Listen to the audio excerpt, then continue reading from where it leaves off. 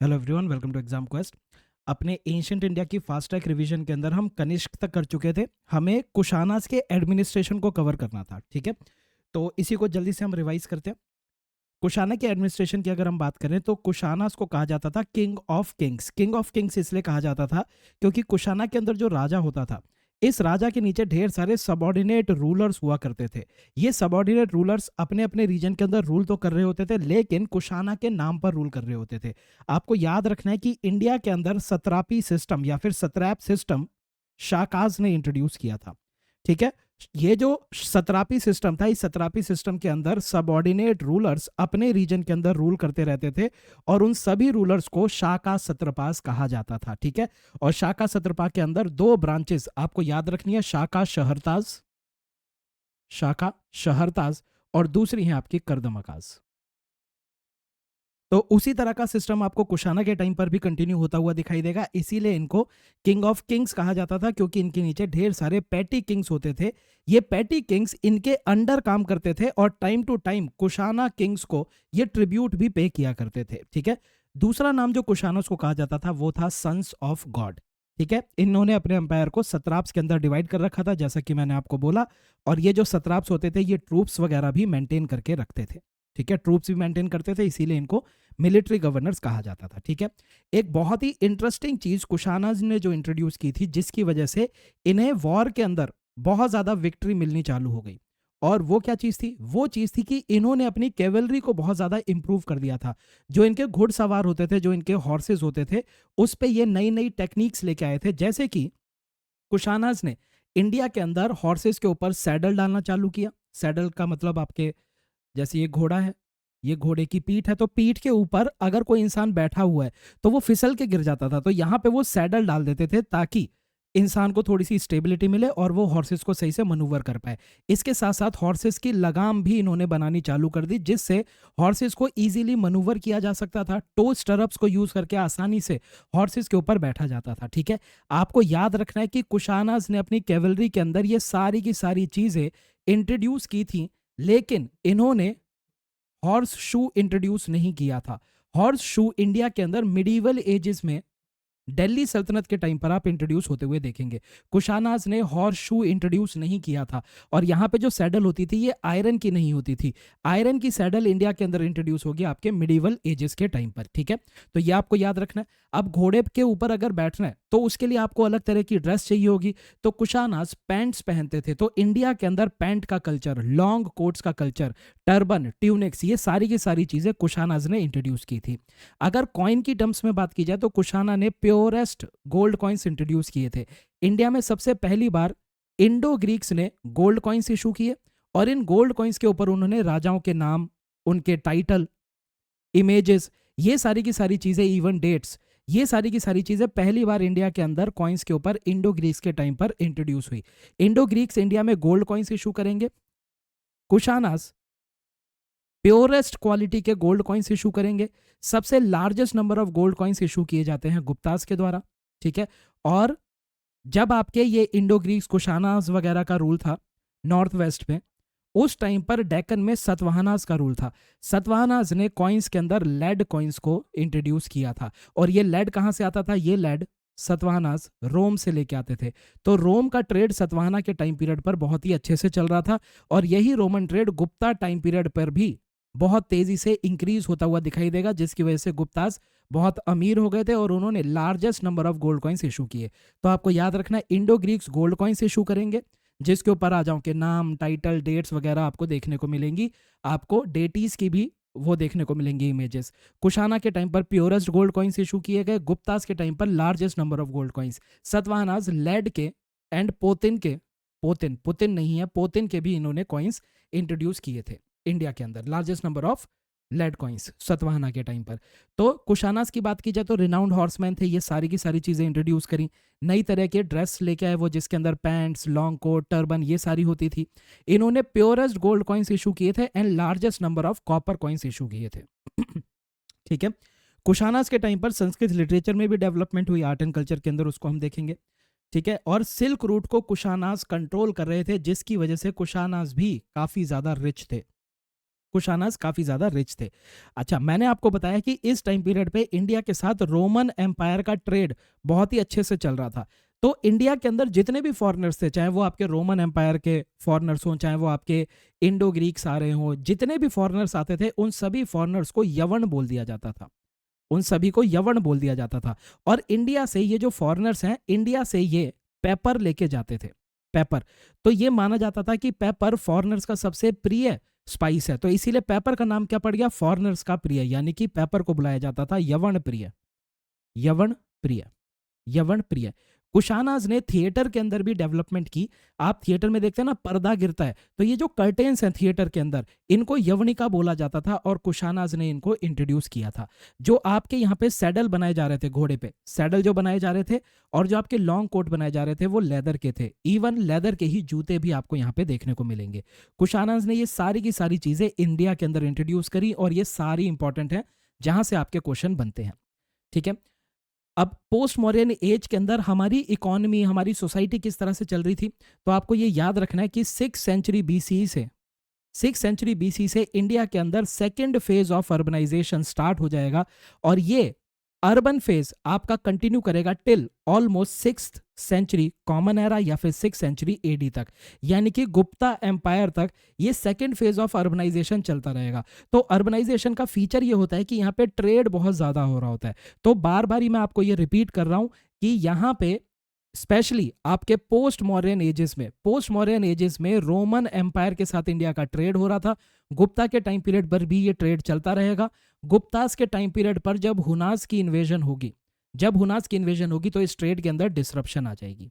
ठीक है, तो ट्रेड डिसरप्ट हो जाएगा बिकॉज ऑफ हुना इन्वेजन, और उसके बाद तभी आप देखेंगे कि गुप्ता का जो एम्पायर है वो डिक्लाइन की तरफ चला जाएगा, और इंडिया के अंदर ये सेकेंड फेज ऑफ अर्बनाइजेशन खत्म होगी and India would move towards ruralisation. India की रूरलाइजेशन होनी चालू हो जाएगी। तो वही पोस्ट मॉडर्न एज में क्या हो रहा है, अर्बनाइजेशन आपकी इंक्रीज हो रही है। यहां पे आपके ब्रिक्स का इस्तेमाल भी यूज हो जाएगा। अब यहाँ पे अर्बनाइजेशन इंक्रीज हो रही है, ट्रेडिंग बहुत ज्यादा हो रही है, तो क्राफ्ट्समैन अपनी गिल्ड्स बनाएंगे जिनको ज्येष्ठा हेड किया करेंगे, ज्येष्ठा हेड किया करेंगे। जो मर्चेंट्स हैं जो कि ट्रेडिंग कर रहे हैं, ट्रेडिंग की जो गिल्ड होगी उसको श्रेष्ठा हेड करेंगे। तो ज्येष्ठा आपके क्राफ्ट्समैन को हेड करने वाले, क्राफ्ट्समैन की गिल्ड को हेड करने वाले लोग हो गए। श्रेष्ठा मर्चेंट्स की गिल्ड को हेड करने वाले लोग हो गए। मर्चेंट्स की गिल्ड्स को श्रेणी बोला जाएगा, और आप ये नाम याद रखेंगे, श्रेष्ठी, श्रेणी। जहां पे भी आपको ये नाम देखने को मिलेगा तो आप इसको मर्चेंट की गिल्ड के साथ एसोसिएट करेंगे। यूपीएससी अगर बहुत ज्यादा डेप्थ में नहीं भी जाती तो भी वो आपसे इस नाम का मीनिंग पूछ सकती है। ठीक है, सारथी, ये एक यूनिक चीज आपको पोस्ट मॉडर्न एज में देखने को मिलेगी। सारथी आपके मर्केंटाइल ग्रुप होते थे। मर्केंटाइल ग्रुप्स का काम होता था कि ये जिस रूट पे ट्रेड कर रहे होते थे, ये अपने अलावा किसी और को ट्रेड नहीं करने देते थे। तो जो ये मर्केंटाइल ग्रुप थे ये बहुत ज्यादा मोबाइल थे, और इंटर रीजनल ट्रेड के अंदर इनका बहुत ही इंपॉर्टेंट रोल था। तो सारथी आपके मर्केंटाइल ग्रुप हैं जो कि मूव करते करते ट्रेड कर रहे हैं, और इनकी जो गिल्ड बनती थी उस गिल्ड के लीडर को सार्थ वाला कहा जाता था। तो सारथी से ही आपका सार्थ वाला आपको याद रखना है। पोस्ट मॉडर्न एज के अंदर ये बहुत इंपॉर्टेंट चीज हो रही है। पोस्ट मॉडर्न एज के अंदर आपके दो मेजर एम्पायर राइज होंगे। आपको वेस्ट के अंदर रोमन एम्पायर इंक्रीज होता हुआ दिखाई देगा, जो कि इंडिया से स्पाइसेस का ट्रेड करेगा, स्पेशली आपके पेपर का ट्रेड, जिसको यवन प्रिय बोला गया। तो रोम से इंडिया के अंदर गोल्ड और सिल्वर का आना चालू हो जाएगा, और इंडिया से पेपर रोमन एम्पायर के अंदर जाना चालू हो जाएगा। ये इतना सारा गोल्ड और सिल्वर इंडिया के अंदर आएगा कि धीरे धीरे इंडिया को सोने की चिड़िया बोलने लगेंगे। दूसरा मेजर एम्पायर जो यहाँ पे राइज हो रहा था वो था चाइना का हान एम्पायर। पोस्ट मॉडर्न एज के अंदर ही मॉनसून की भी डिस्कवरी होती है। तो मॉनसून की विंड को यूज करके जो ट्रेडर्स थे वो इस मॉनसून की विंड को यूज करके इंडिया के साथ ट्रेड करते थे। ठीक है, इस विंड का जब उन्हें पता चल गया, उस विंड की डायरेक्शन पता चल गई कि किस तरह से सीजन के अंदर ये मॉनसून विंड अपनी डायरेक्शन चेंज करता है, उस हिसाब से वो ट्रेड रूट बनाते थे और इंडिया के साथ ट्रेड करते थे। तो मॉनसून आपके पोस्ट मॉडर्न एजेस में डिस्कवर होगा 45 एडी में, और इसको डिस्कवर करने वाले का नाम होगा हिप्पापॉलस। ठीक है, हिप्पापॉलस ये ग्रीक नेविगेटर होता है, जिसकी वजह से इंडिया के ट्रेड में और भी ज्यादा इंक्रीमेंट होने लगा। अब यूपीएससी आजकल बहुत ज्यादा फोकस कर रहा है कि जब इंडिया में ट्रेड इतना इंपॉर्टेंट रोल प्ले कर रहा था पोस्ट मॉडर्न एजेस के अंदर, तो किन किन पोर्ट से ट्रेड हुआ करता था। तो इंडिया के वेस्ट कोस्ट पे आपको ब्रोच देखने को मिलेगा, जिसको भृगु कच्छ भी बोला गया, भृगु कच्छ। ठीक है। दूसरा था आपका सुपारा, कल्याण, मुजीरी, और ईस्टर्न साइड पे आपका ताम्रलिप्ति, ये आपके बे ऑफ बंगाल पे आपको लाई करता हुआ दिखाई देगा, और अरिकामेडु। तो भरोच, सुपारा, कल्याण, मुजीरी ये आपके वेस्ट कोस्ट के पोर्ट थे।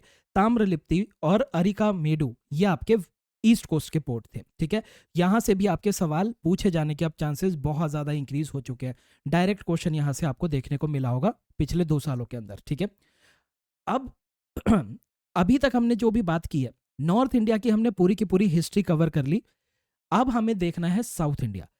साउथ इंडिया की जो हिस्ट्री है वो कुछ समय तक नॉर्थ इंडिया के साथ साथ चलती रहेगी। जैसे जब नॉर्थ इंडिया के अंदर स्टोन एज थी, उस टाइम पीरियड पर साउथ इंडिया के अंदर भी स्टोन एज थी, यानी कि यहाँ पे पेलियोलिथिक एज आई, मीसोलिथिक एज आई, नियोलिथिक एज आई। सिमिलरली साउथ इंडिया में भी पेलियोलिथिक, मीजोलिथिक और नियोलिथिक एज आई। अब इंडिया के अंदर नियोलिथिक एज के बाद नॉर्दर्न इंडिया के अंदर आप इंडस वैली सिविलाइजेशन यानी कि फर्स्ट फेज ऑफ अर्बनाइजेशन देखेंगे। अगर आप मैप के ऊपर देखेंगे तो इंडस वैली सिविलाइजेशन की जितनी भी साइट्स थी वो इंडस और उसकी ट्रिब्यूटरी के आसपास थी। अगर हम और भी टेक्निकल हो जाएं तो ये घग्गर हाकरा वाले रीजन के अंदर आपको देखने को मिलती थी सारी की सारी साइट्स। ठीक है, यानी कि साउथ इंडिया के अंदर इंडस वैली सिविलाइजेशन की कोई भी साइट देखने को नहीं मिलती। तो यहां से साउथ इंडिया की हिस्ट्री नॉर्थ इंडिया से सेपरेट होनी चालू हो जाएगी। साउथ इंडिया के अंदर पेलियोलिथिक, मीजोलिथिक और नियोलिथिक एज के बाद इंडस वैली सिविलाइजेशन जैसी सिविलाइजेशन नहीं आएगी, बल्कि आपकी मेगालिथिक एज स्टार्ट हो जाएगी। ठीक है, मेगालिथिक एज। जब मेगालिथिक एज खत्म होगी उसके बाद संगम एज स्टार्ट हो जाती है।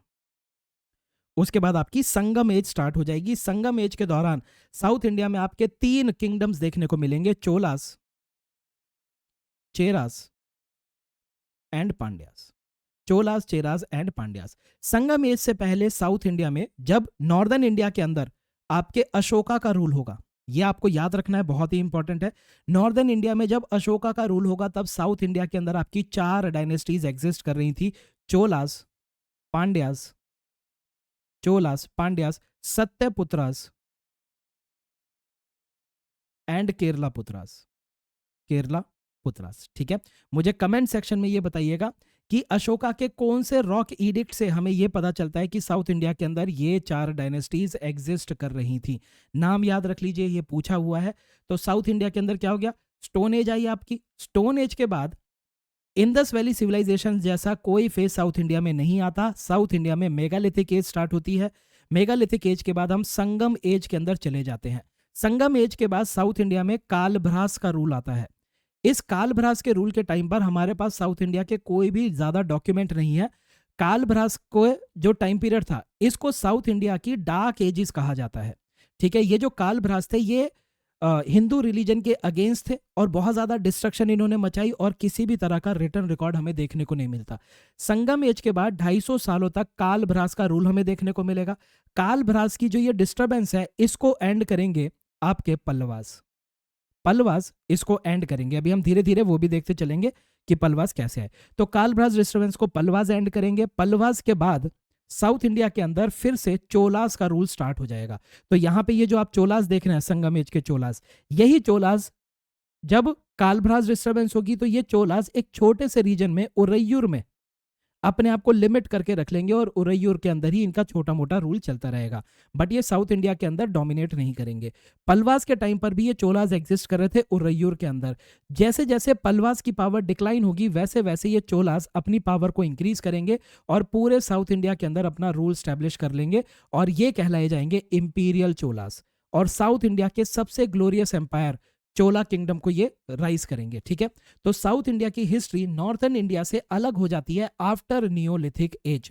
नियोलिथिक एज के बाद, ठीक है, मेगालिथिक फेज स्टार्ट होगा। मेगालिथिक फेज के बाद आपकी संगम एज, संगम एज के बाद कालभ्रास डिस्टर्बेंस और कालभ्रास डिस्टर्बेंस के बाद आपके पल्लवास आएंगे और पल्लवास के बाद आएंगे आपके चोलास।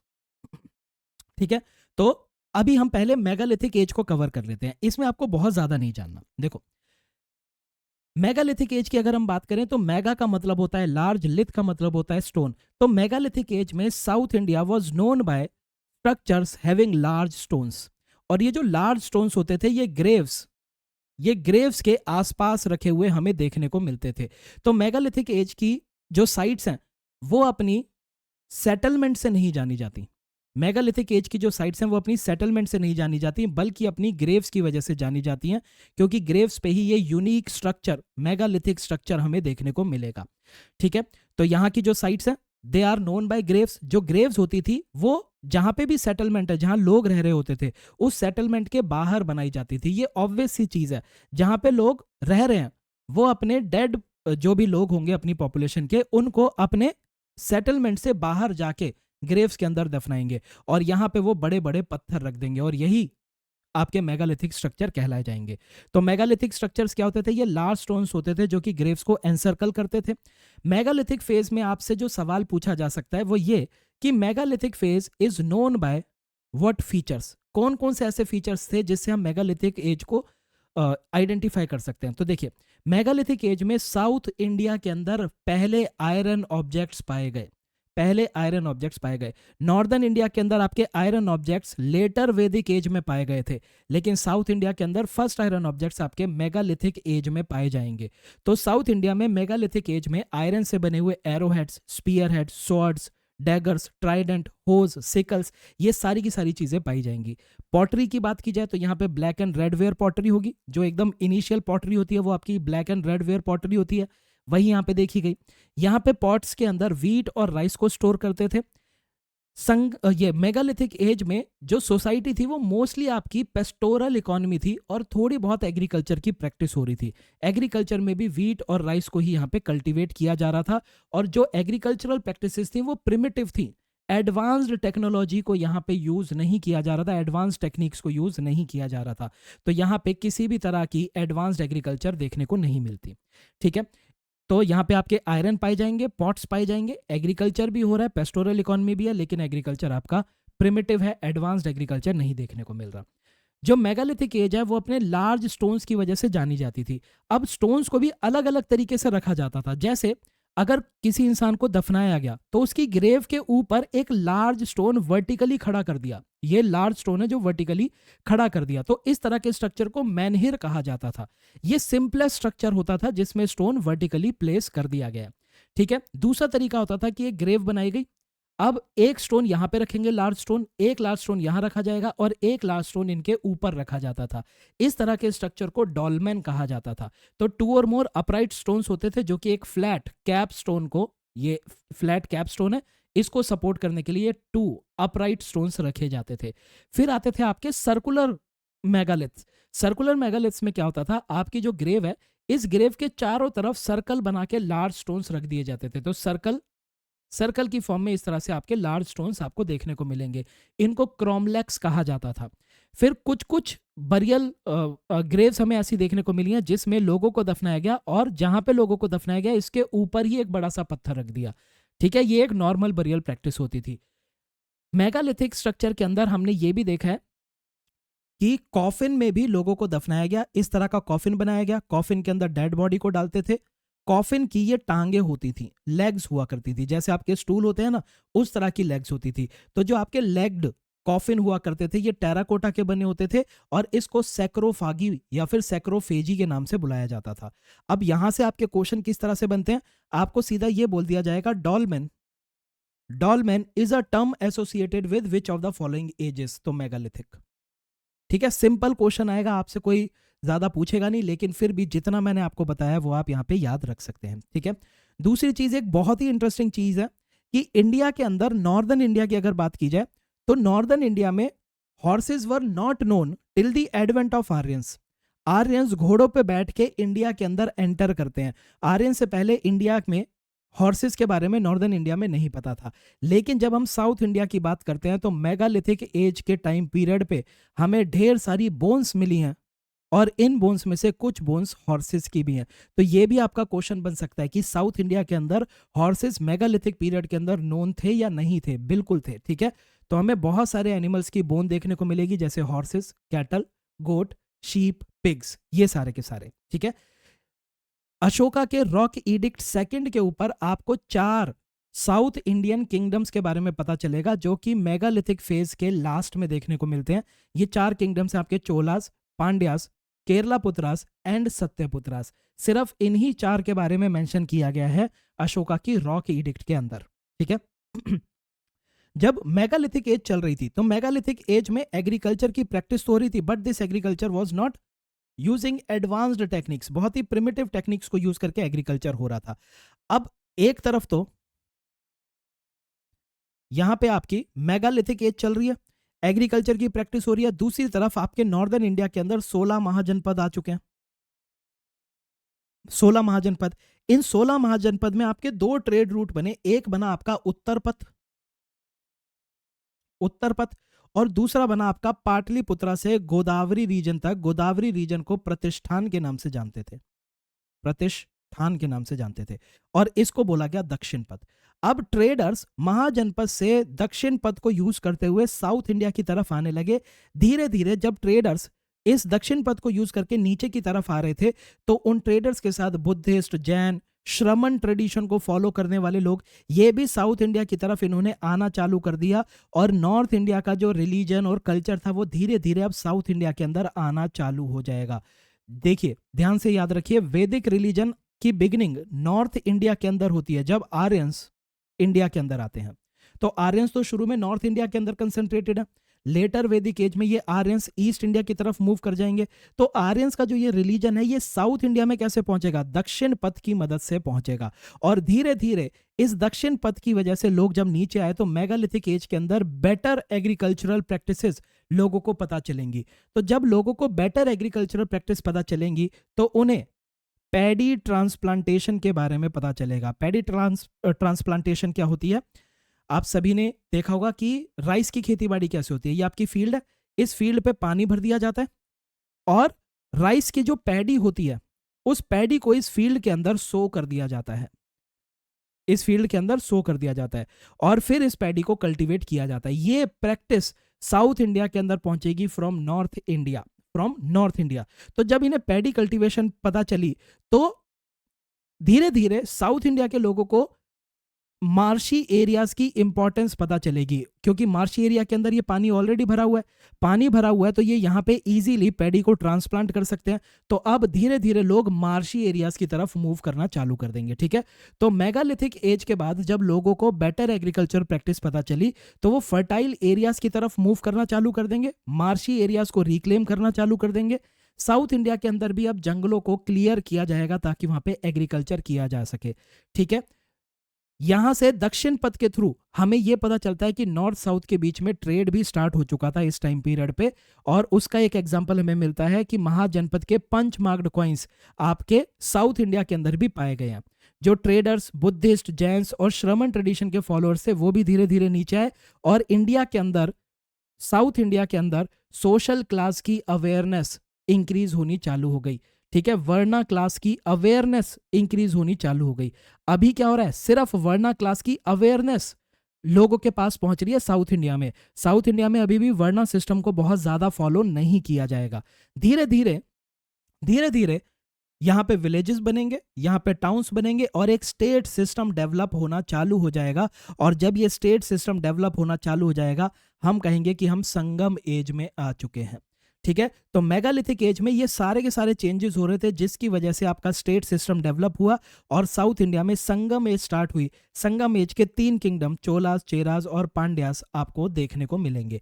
संगम एज, इसकी टाइम पीरियड को लेके बहुत ज्यादा डिबेट रहती है, बट हम ये एसोसिएट कर सकते हैं कि 300 बीसी से लेके 300 सीई का जो टाइम पीरियड है, यानी 300 बीसी से 300 एडी के ये जो 600 साल हैं, ये 600 साल संगम एज के साथ एसोसिएट किए जाते हैं। और इस टाइम पीरियड पे ये जो पांड्यास थे, इन्होंने पोएट्स की असेंबली बुलाई, तमिल पोएट्स की असेंबली बुलाई, और उन असेंबली को संगम बोला गया। संगम का तो मतलब ही यही होता है ना, मिलना। तो यहाँ पे तमिल पोएट्स को एक जगह पे इकट्ठा किया जाता था जिनको संगम असेंबली बोली गई, और संगम एज इंडिया के सदर्न रीजन में स्टार्ट होती है। तो ये जो स्टेट सिस्टम डेवलप हो रहा था ये किस रीजन में डेवलप हो रहा था? ये डेवलप हो रहा था तिरुपति हिल्स और पेनिनसुला के बीच में। या ये आपका पेनिनसुला का टिप हो गया, यहाँ पे आपके तिरुपति हिल्स हो गए, तो इसके बीच का जो ये वाला रीजन था, इस वाले रीजन के अंदर आपकी ये संगम एज आपको देखने को मिलेगी, और इस रीजन को नाम दिया गया तमिलकम। तमिलकम और संगम एज में आपकी 3 डायनेस्टीज थी। ठीक है, तो फिर से मैं आपको बता देता हूं, साउथ इंडिया के अंदर पेलियोलिथिक एज आएगी, पेलियोलिथिक एज की हमने साइट्स कवर की थी अपने पहले लेक्चर के अंदर, तो आप देखेंगे ऑल ओवर इंडिया साइट्स देखने को मिलती है। मीजोलिथिक एज आएगी, नियोलिथिक एज आएगी, फिर आएगी आपकी मेगालिथिक एज।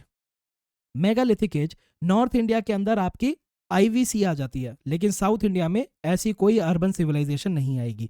तो मेगालिथिक एज के एंड में, जब मेगालिथिक एज एंड हो रही होती है, तो यहाँ पे 4 किंगडम्स अराइज करते हैं, या फिर 4 पावरफुल ग्रुप अराइज करते हैं, और उनको नाम दिया गया चोलास, पांड्यास, केरला पुत्रास एंड सत्यपुत्रास।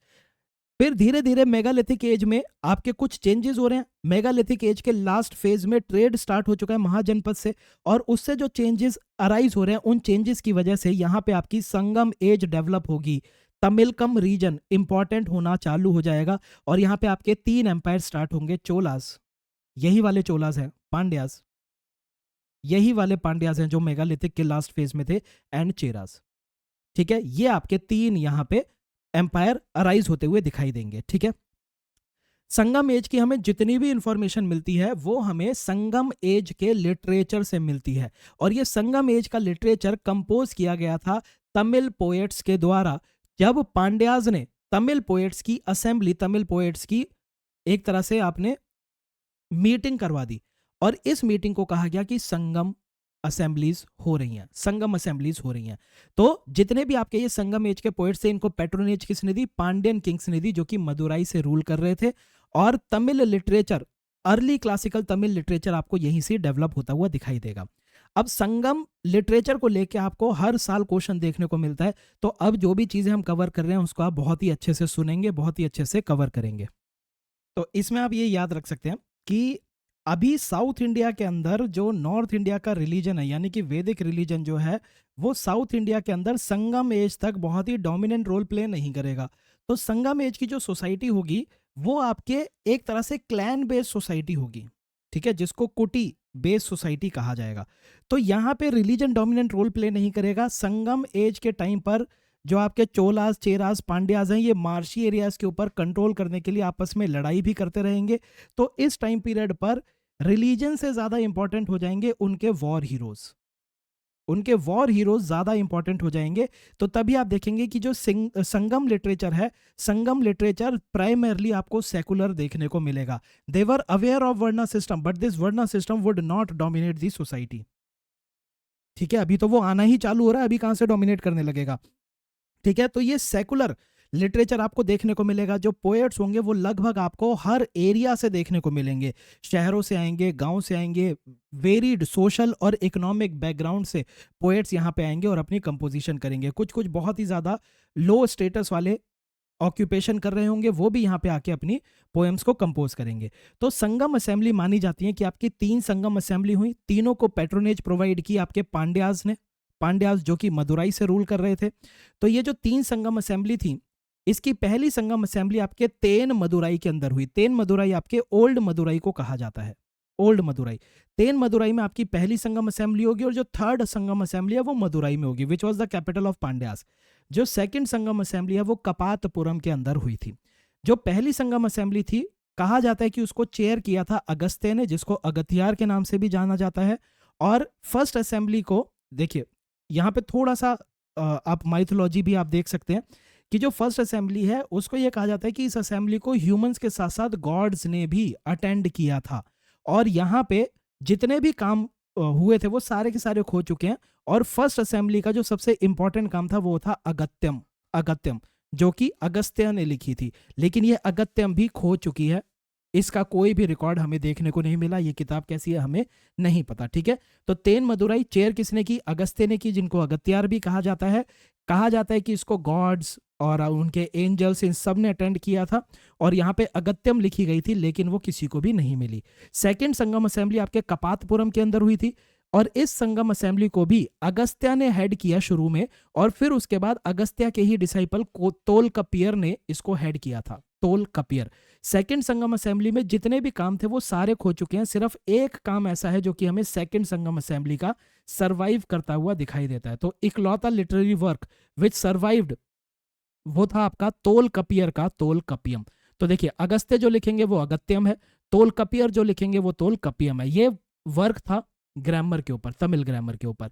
जो थर्ड संगम असेंबली है, मोस्टली जो संगम लिटरेचर है वो आपकी थर्ड संगम असेंबली से ही हमें देखने को मिलता है। नक्कीकर ने इसको चेयर किया था, ठीक है, और इसका जो लिटरेचर है उसको भी हम आगे देखते हैं, ठीक है। तो ये 3 संगम असेंबली हुई थी। ये अगेन स्टोरीज हैं कि संगम असेंबली को माना जाता है कि ये 9990 ईयर्स तक संगम असेंबली लास्ट की थी, और संगम असेंबली के अंदर 2381 पोएम्स कंपोज की गई थी, जिनको एथु थोकाई कहा गया। एथु थोकाई, ठीक है, एथु थोकाई इसको कहा गया, जिसमें 473 पोएट्स थे, और इन 473 पोएट्स में से 30 विमेन थी। तो यहाँ पे आपका क्वेश्चन बन जाता है कि संगम असेंबली में फीमेल पार्टिसिपेशन थी? बिल्कुल फीमेल पार्टिसिपेशन थी। अब संगम लिटरेचर की अगर हम बात करें, वैसे तो इसको हम आर्ट एंड कल्चर में भी कवर कर सकते हैं, बट व्हाई नॉट यहीं पे ही कवर कर लिया जाए इसको। तो संगम लिटरेचर आपका कुछ लिटरेचर नरेटिव है, कुछ लिटरेचर आपका डाइडेक्टिक है। जो आपका नरेटिव लिटरेचर है उसको कहा जाता है मलका नक्कू या फिर पथिनेन मलका नक्कू। मलका नक्कू के अंदर आपको 18 काम देखने को मिलेंगे। इन 18 काम में 8 एंथोलॉजीज हैं और 10 इडिल्स हैं। जो एंथोलॉजीज हैं उनको कहा जाता है एथु थोकाई। तो इसके अंदर एथु थोकाई में आपको 2381 पोएम्स देखने को मिलेंगी, जो कि आपके 473, ये देखिए 473 पोएट्स ने लिखी थी। तो एथु थोकाई के अंदर 8 एंथोलॉजीज हैं, जिसमें 2381 पोएम्स हैं written by 473 poets, 30 of them were females, ठीक है। और दूसरे जो आपके 10 इडिल्स हैं उनको पत्तू पत्तू कहा जाता है। तो मलका नक्कू, उसके नीचे एथु थोकाई और पत्तू पत्तू है। ये जो आपके मलका नक्कू या पोएम्स लिखी गई थी, ये बात करेंगी हीरोइज्म के बारे में, क्योंकि बहुत लड़ाई हो रही है तो उन्हें वॉर हीरोज के बारे में लिखना है, उनको प्रेज करना है। यहाँ पे आपको पोएट्री देखने को मिलेगी, वॉर, कैटल, रेड्स, इन सब चीज़ों के बारे में यहाँ पे देखने को मिलेगा। फिर आता है आपका डाइडेक्टिक टेक्स्ट। जैसे नरेटिव टेक्स्ट को मलका नक्कू कहा गया, वैसे ही डाइडेक्टिक टेक्स्ट को किल्का नक्कू कहा गया या फिर पथिनेन किल्का नक्कू कहा गया। ये आपके 18 माइनर वर्क हैं, और कुछ कुछ संगम लिटरेचर के डाइडेक्टिक टेक्स्ट जो हैं वो पोस्ट संगम कंपोज किए गए थे, यानी संगम असेंबली के बाद इनको कंपोज किया गया था, ठीक है। जो डाइडेक्टिक टेक्स्ट हैं इसके अंदर बात की गई है एथिक्स के बारे में, फिलॉसफी के बारे में, ठीक है। यहाँ पे सिर्फ वॉर हीरोज की बात हो रही है, उनको प्रेज किया जा रहा है, उनके लिए पोएम्स लिखी जा रही हैं, कैटल के बारे में लिखा जा रहा है, किस तरह से रेड कर रहे हैं उसके बारे में लिखा जा रहा है। यहाँ पे एथिक्स और फिलॉसफी की बात होगी किल्का नक्कू के अंदर। किल्का नक्कू का सबसे इंपॉर्टेंट काम जो है वो थिरुवल्लुवर ने लिखा था, जिसको थिरुकुरल के नाम से हम जानते हैं। तो इसमें एथिक्स, फिलॉसफी, लव, पॉलिटी, इन सब की बात की जाएगी। थिरुवल्लुवर का थिरुकुरल को कहा जाता है कि ये साउथ इंडिया का 5th वेदा है, ठीक है। जैसे आपके 4 वेदा होते हैं, ऋग, साम, यजुर, अथर्ववेद, उसी तरह से थिरुकुरल को 5th Veda of south India कहा जाता है। अब जितना भी आपके संगम लिटरेचर में काम हुआ, थीम के बेसिस पर इसको हम 2 पार्ट्स में डिवाइड कर सकते हैं। संगम लिटरेचर की एक थीम रहती थी अक्कम, अक्कम का मतलब है लव के बारे में जिसमें बात हो रही है, और दूसरी थीम होती थी पूरम, पूरम में वॉर के बारे में बात हो रही होगी, गुड और ईविल के बारे में बात हो रही होगी, कम्युनिटी, किंगडम, इन सब की बात होगी। तो लव एक बहुत ही इंपॉर्टेंट थीम थी, और दूसरा लड़ाई, हीरोज, ये सारी की सारी भी आपकी बहुत ही इंपॉर्टेंट थीम्स देखने को मिलेंगी। आपके संगम लिटरेचर में कुछ एपिक्स भी लिखे गए। जैसे अगर मैं नॉर्थ इंडिया की बात करूं, तो नॉर्थ इंडिया के मेजर एपिक्स में आपका रामायण आता है, दूसरा मेजर एपिक आपका महाभारत आता है। अब ये जो एपिक्स हैं, सिमिलरली आपके साउथ इंडिया के अंदर भी आपको कुछ एपिक्स देखने को मिलेंगे। मेजरली बुक्स के अंदर 2 एपिक्स की बात की जाती है, एक सीलपादीकरम और दूसरा आपका कन्नी में कलाई। सीलपादीकरम और कन्नी में कलाई। लेकिन मैं आपको 5 बुक्स यहां पे याद करने के लिए बोलूंगा जहां से सबसे ज्यादा सवाल पूछे जाते हैं, ठीक है। पहला एपिक है आपका सीलपादीकरम। सीलपादीकरम को लिखा था इलांगो अधिगल ने। इलांगो अधिगल एक जैन मॉन्क थे। तो सीलपादीकरम के अंदर आपको जैन एलिमेंट्स देखने को मिलेंगे। सीलपादीकरम की कहानी यह है कि एक रिच मर्चेंट होता है जिसका नाम होता है कोवलन, उसकी शादी हो गई होती है कन्नगी के साथ। अब ये जो रिच मर्चेंट है, इसको एक कॉर्टिजान मतलब जो कि डांस करते हैं लोगों को एंटरटेन करने के लिए, एक कॉर्टिजान बहुत पसंद आ जाती है, और कोवलन अपनी सारी की सारी वेल्थ माधवी के ऊपर उड़ा देते हैं। फिर उसके बाद जब कोवलन के पास बिल्कुल भी पैसा नहीं बचता, तो वो अपनी वाइफ से माफी मांगते हैं, वाइफ को सारी बात बताते हैं, और कन्नगी उनको अपनी एंकलेट देती हैं और कहती हैं कि इस एंकलेट को बेचो, एंकलेट को बेच के जो पैसा आएगा उससे हम दूसरे शहर में जाएंगे, दूसरे शहर में जाके हम नया बिजनेस स्टार्ट करेंगे। तो कन्नगी की जो एंकलेट होती है, सील पादीकरम का मतलब ही यही होता है, एंकलेट, एंकलेट, ठीक है। तो कन्नगी की एंकलेट को बेच के ये दूसरे शहर में मूव करके बिजनेस करते हैं, फिर से पैसा कमाते हैं, और कोवलन फिर अपनी वाइफ की इस एंकलेट को जहां पे गिरवी रखा होता है वहां से वापस लेने जा रहा होता है। तो एक तरफ कोवलन उस एंकलेट को वापस लेने जा रहा है, दूसरी तरफ राजा की जो रानी होती है उसकी एक एंकलेट खो गई होती है, और सिपाहियों को लगता है कि कोवलन जो एंकलेट लेके जा रहा है वो रानी की ही एंकलेट है जिसको कोवलन ने चुरा लिया है। तो इसलिए कोवलन को एग्जीक्यूट कर दिया जाता है, कोवलन को एग्जीक्यूट कर दिया जाता है। इस पे उसकी वाइफ बहुत नाराज हो जाती है कन्नगी, और वो श्राप देती है कि पूरा का पूरा शहर जल जाएगा। तो कन्नगी को आज भी साउथ इंडिया के अंदर बहुत ही रिस्पेक्ट के साथ इनका नाम लिया जाता है। ठीक है, ये थी आपकी सील पादिक्रम। जैन एलिमेंट्स इसके अंदर है, इलांगो अदिगल ने लिखी। दूसरी आपकी मनी में कलाई। ठीक है, कनी में कलाई भी आपको कहीं कहीं देखने को मिल जाएगा, मोस्टली मनी में कलाई। मनी में कलाई आपके सतनार ने लिखी थी, और सतनार बुद्धिस्ट थे। तो यहां पे आपको याद रखना है, यहां पे यूपीएससी आपसे सवाल पूछ लेगी कि सील पादिक्रम जैन एलिमेंट्स दिखाती है या नहीं दिखाती है। मनी में कलाई ये आपकी पूरी तरह से बुद्धिज्म से जुड़ी हुई आपकी एक कहानी है। मनी में कलाई के अंदर क्या होता है, जो कोवलन है, कोवलन की शादी तो कन्नगी से हो रखी होती है, लेकिन कोवलन का अफेयर चल रहा होता है माधवी के साथ। तो कोवलन और माधवी की एक डॉटर होती है जिसका नाम होता है मनी में कलाई। मनी में कलाई अपनी मदर के जो प्रोफेशन होती है उसको रिनाउंस कर देती है, और वो कहती है कि मैं बुद्धिस्ट मॉन्क बन जाऊंगी, मैं भिक्षु बन जाऊंगी, और मनी में कलाई अपने माँ के प्रोफेशन को छोड़ के बुद्धिज्म को अडॉप्ट कर लेती है। मनी में कलाई को एक मैजिक बाउल मिलता है जो कि कभी भी खाली नहीं होता, जिसका नाम होता है अमोद शुद्धि। तो मनी में कलाई की ब्यूटी को देख के कुछ राजा भी उनसे शादी करने की बोलते हैं, लेकिन वो मना कर देती हैं। तो एक के अंदर आपके जैन एलिमेंट्स हैं, एक के अंदर आपके बुद्धिस्ट एलिमेंट है। तो ये दो मेजर एपिक्स हैं। इसके अलावा तिरुतक तेवर, तिरुतक तेवर इन्होंने लिखी थी जीवक चिंतामणि, बहुत ज्यादा पूछी जाती है, आपको याद रखनी है। फिर उसके बाद आपके विलयपति, ये आपके तमिल जैन एस्थेटिक थे जिन्होंने विलयपति लिखी थी। फिर नाथ कुथनार, इन्होंने लिखी थी कुंडल केसी, कुंडल केसी। और तमिल ग्रामर की बुक अगत्यम, जो हम ऑलरेडी देख भी चुके हैं इससे पहले। तो ये कुछ नाम है जो कि सबसे ज्यादा इंपॉर्टेंट है आपके एग्जाम पॉइंट ऑफ व्यू से, ये आप याद रखेंगे। ठीक है, अच्छा, अभी जो मैंने आपसे कहा था कि साउथ इंडिया के अंदर जो पूरा रीजन था तिरुपति हिल से लेके till the tip of the peninsula, इस रीजन को तमिलकम रीजन कहते थे। अब इस तमिलकम रीजन के अंदर आपको अलग अलग तरह की वेजिटेशन देखने को मिलेगी, अलग अलग तरह का लैंडस्केप देखने को मिलेगा।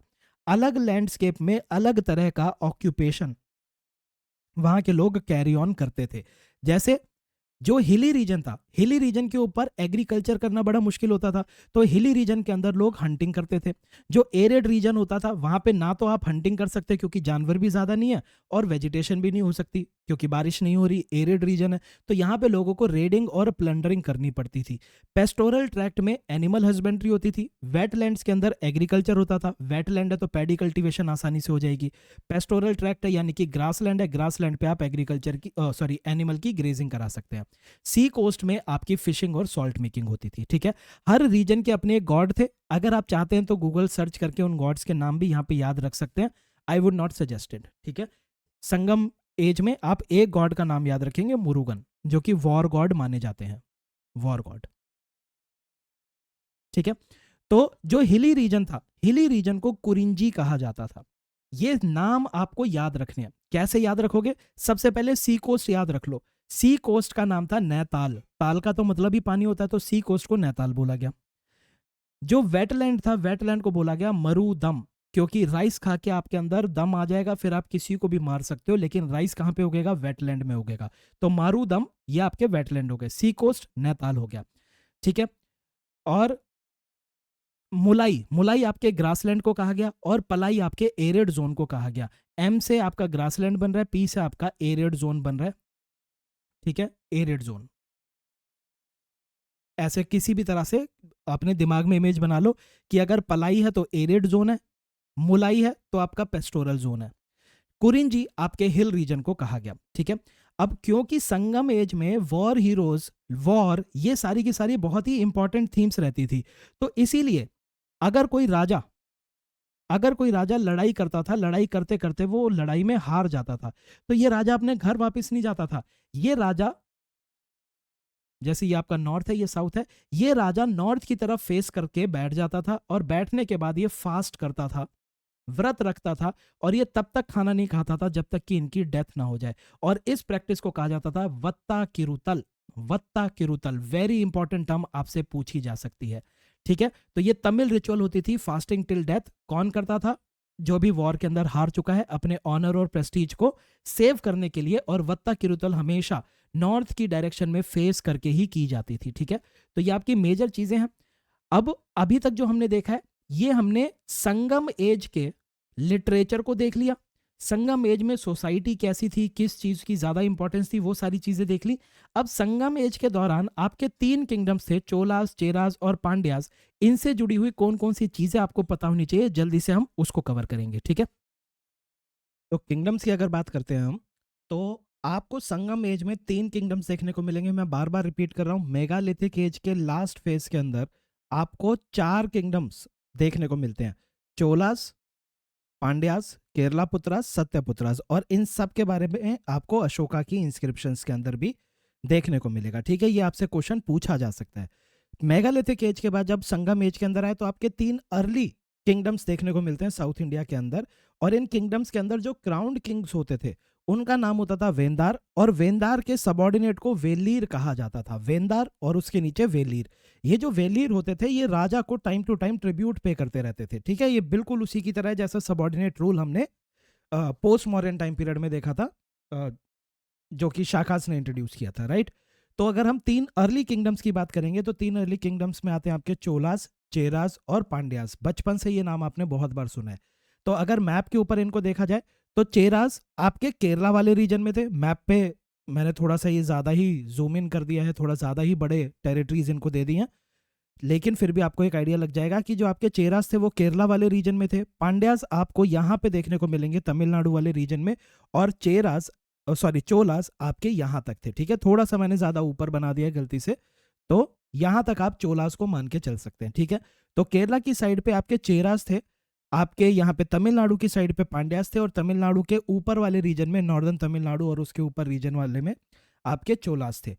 खास बात ये थी कि जो भी ये संगम एज के वो थे किंगडम्स, इन सब के अपने रॉयल एम्बलम हुआ करते थे। जैसे कि चेरास का रॉयल एम्बलम होता था वो, पांड्यास का होता था फिश, और चोलास का टाइगर। और ये रॉयल एम्बलम आपको याद रखने हैं। कैसे याद रख सकते हो? देखो, केरला वाले जो है लोग हैं, उनके लिए कोई जानवर नहीं है, यहाँ पे आप वो देख लीजिए। पांड्यास वाले जो हैं, यहाँ पे आपके फिश हैं, फिश के ऊपर आपके टाइगर्स हैं। ठीक है, कैसे भी करके आपको ये याद रखना है, क्योंकि ये पूछी जाती हैं चीजें। अब एक एक करके हम इन तीनों को कवर करते हैं। चोलास की अगर बात की जाए, तो चोलास की कैपिटल थी उरैयूर। ये लास्ट तक आपके उरैयूर के अंदर आपको देखने को मिलेंगे। और जब इन तीनों की पावर डिक्लाइन कर जाएगी और साउथ इंडिया के अंदर पल्लवास का रूल आ जाएगा, उस टाइम पर भी चोलास उरैयूर नाम की जगह पे एक छोटे से एरिया के ऊपर अपना कंट्रोल करते रहेंगे।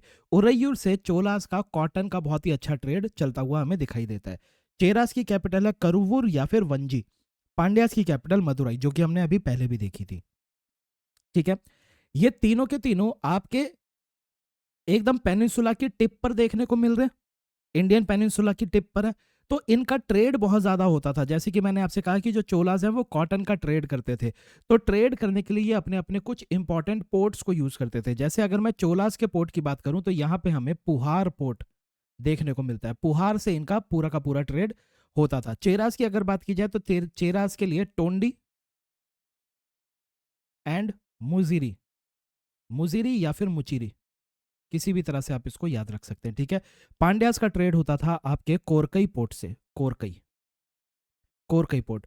तो इन तीनों के ये इंपॉर्टेंट पोर्ट्स हैं, पुहार, तोंडी एंड मुचीरी एंड कोरकई पोर्ट। जो मुचीरी पोर्ट था चेरास का, चेरास का बहुत ही बड़ा ट्रेड रोमन एम्पायर के साथ होता था। तो रोमन एम्पायर के साथ जब इनका ट्रेड होता था, तो इनके रिलेशन भी काफी अच्छे थे। मुचीरी पोर्ट के ऊपर रोमन रेजिमेंट भी स्टेशन रहती थी अपने सामान को सेफगार्ड करने के लिए। ठीक है। अब चोलास की बात करते हैं। चोलास ये श्रीलंका के ऊपर भी 50 सालों तक रूल करते रहेंगे under king Elara, 2nd century BCE में।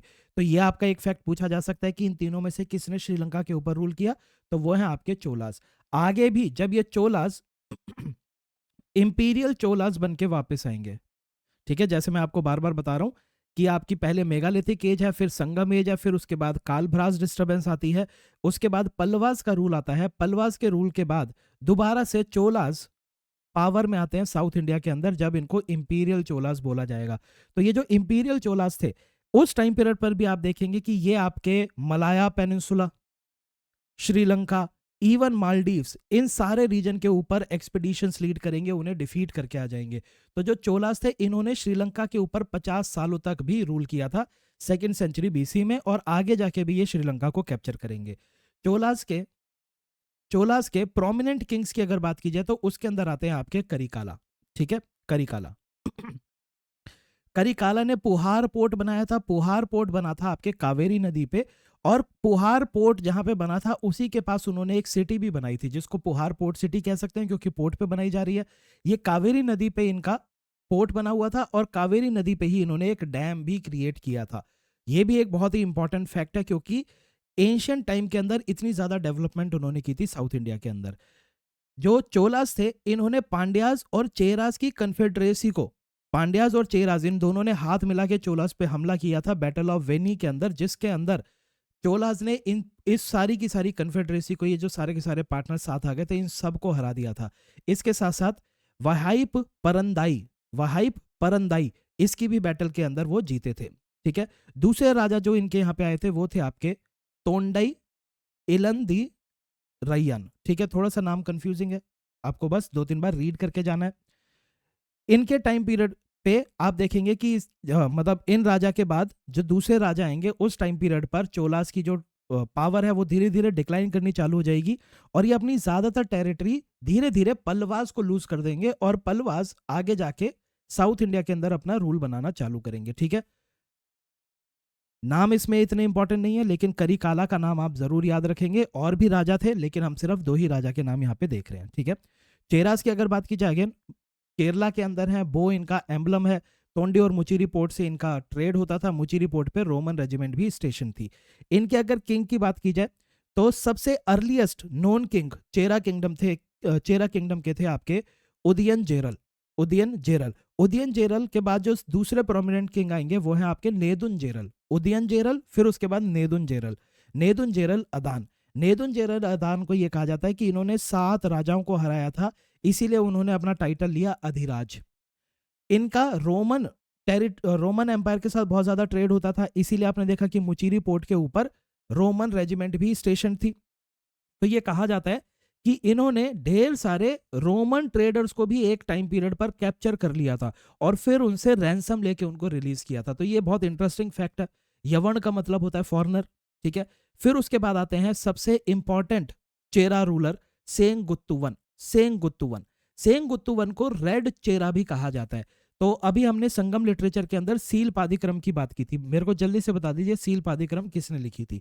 तो जो सील पादिक्रम थी उसके अंदर सेंगुत्तुवन को सेलिब्रेट किया जाता है, उनको एक अच्छा राजा माना जाता है, और ये कहा जाता है कि सेंगुत्तुवन ने नॉर्थ इंडिया के ऊपर भी एक्सपीडिशन लीड की थी। इसके अलावा आप ये नाम भी रीड करके रखेंगे। ठीक है, अब आ जाइए मदुराई में पांड्यास के ऊपर। पांड्यास का रॉयल एम्बलम फिश थी, इनका जो पोर्ट था वो कोरकई था।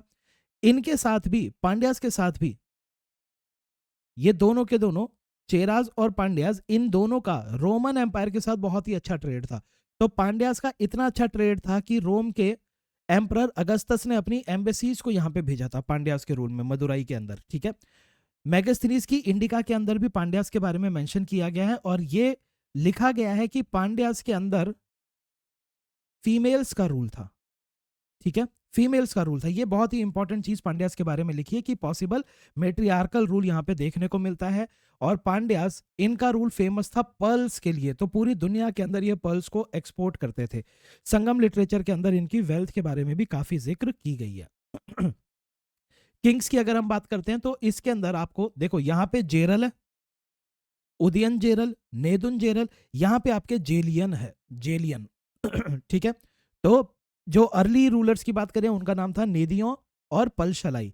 फिर उसके बाद जो एक इंपॉर्टेंट नाम आप याद रखेंगे वो है आपका नेदुन जेलियन। तो हमने जो पूरी की पूरी सील पादिक्रम की कहानी पढ़ी थी उसके अंदर कोवलन की एग्जीक्यूशन के बारे में हमने बात की थी। तो कोवलन को एग्जीक्यूट किया था नेदुन जेलियन फर्स्ट ने, फिर है नेदुन जेलियन सेकंड। इन्होंने बैटल ऑफ तलाई यलन गनम में चेरास और चोलास इन दोनों की कन्फेडरेसी को डिफीट कर दिया था। ठीक है, तमिल ब्रह्मी इंस्क्रिप्शन मंगोलम के अंदर भी आपको इनके बारे में जिक्र देखने को मिलेगा। नेदुनजेलियन आपको इसके अंदर नाम याद रखना है। यहाँ से सेंगुत्तुवन को नहीं भूलेंगे और यहाँ से आप नेदुनजेलियन को नहीं भूलेंगे। फर्स्ट ने कोवलन को मारा और दूसरे ने चेरास और चोलास को डिफीट किया। ठीक है। इसके अलावा जब हम संगम लिटरेचर पढ़ रहे थे तो मैं बार बार एक चीज आपसे बोले जा रहा था कि संगम लिटरेचर के टाइम पर, जैसे आपने यहां पे भी देख लिया, यहां पे आपने क्या देखा कि पांड्याज और चेराज हाथ मिला के चोलास के ऊपर हमला कर रहे हैं। यहां पे आपने देखा कि चेराज और चोलास हाथ मिला के पांड्याज के ऊपर हमला कर रहे हैं। तो इन तीनों के बीच में आपस में बहुत ज्यादा लड़ाइयां हो रही थी। तो संगम एज जो थी उस टाइम पीरियड पर लड़ाई बहुत ज्यादा होती थी, इसीलिए हीरो वर्शिप आपको देखने को मिलेगी, जो भी लड़ाई के हीरोज होते हैं। तो दो नाम आप इसमें याद रखेंगे, ए अंदिरन और परी। संगम पोएट्स ने इनके लिए बहुत ज्यादा यूलॉजीज लिखी हैं, इनके हीरोइज्म और इनकी जेनरोसिटी को बहुत ज्यादा प्रेज किया गया है। ठीक है। अब ट्रेड की अगर हम बात करते हैं तो आपके साउथ इंडिया का रोमन वर्ल्ड के साथ ट्रेड होता था। रोम को इंडिया भेजता था स्पाइसेस, और स्पाइसेस में क्या भेजता था? पेपर। पेपर में कौन सा? यवन प्रिय। पेपर क्या बोला जाता था? यवन प्रिय। इसके साथ साथ इंडिया से perfumes, jewellery, iron, steel, Indigo, Ivory, cutlery, iron और स्टील की कटलरी, ये सारी की सारी चीजें इंडिया से रोम जाती थी और रोम से गोल्ड और सिल्वर इंडिया आता था।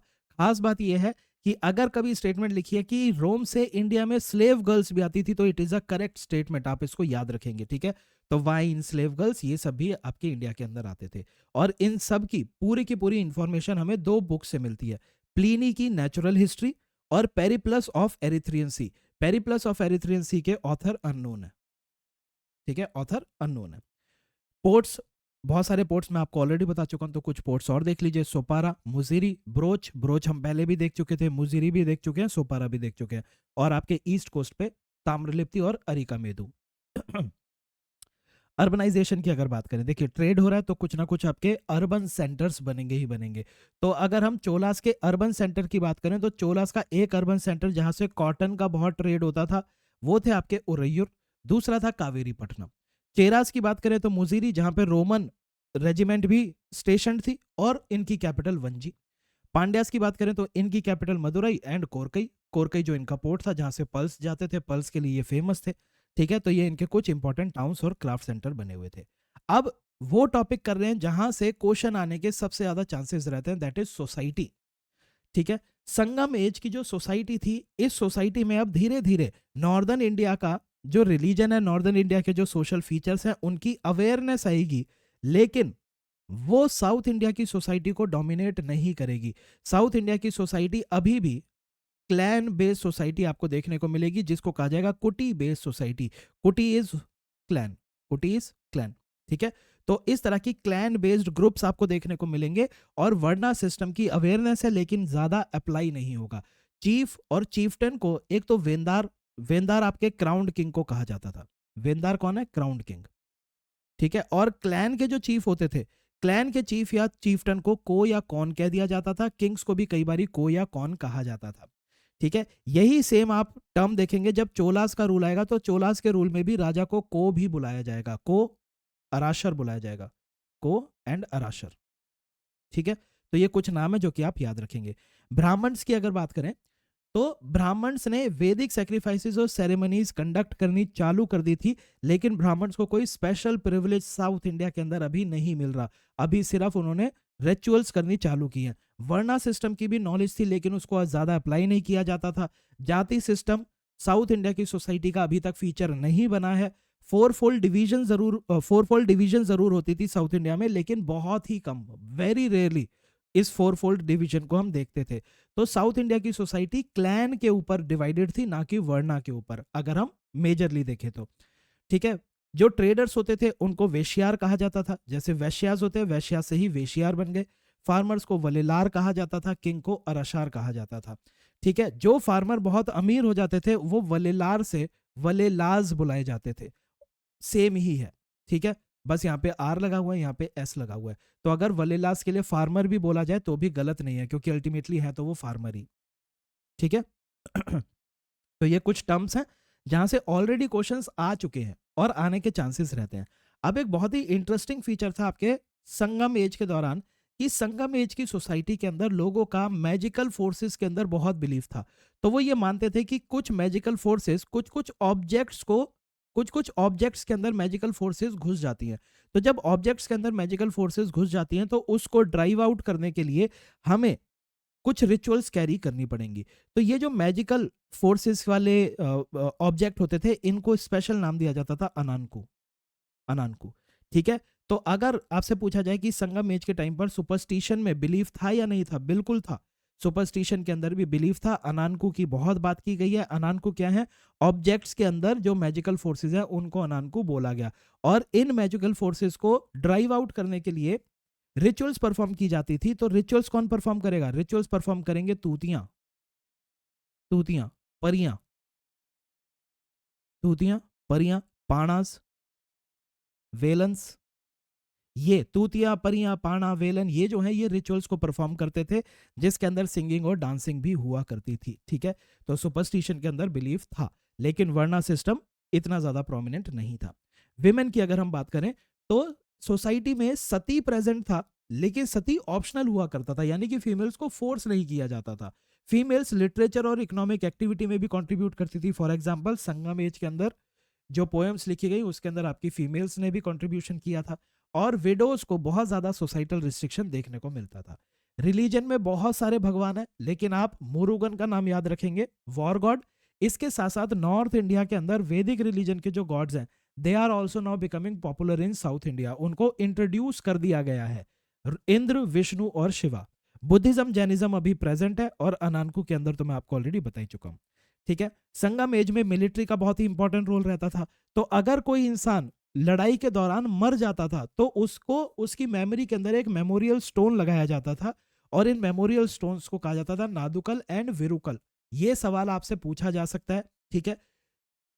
और अगर कोई राजा ये मैं आपको ऑलरेडी बता चुका हूं, अगर कोई राजा हार जाता था तो वो अपने आप को फास्ट करना चालू कर देता था, खाना खाना छोड़ देता था, और धीरे धीरे वो मर जाता था।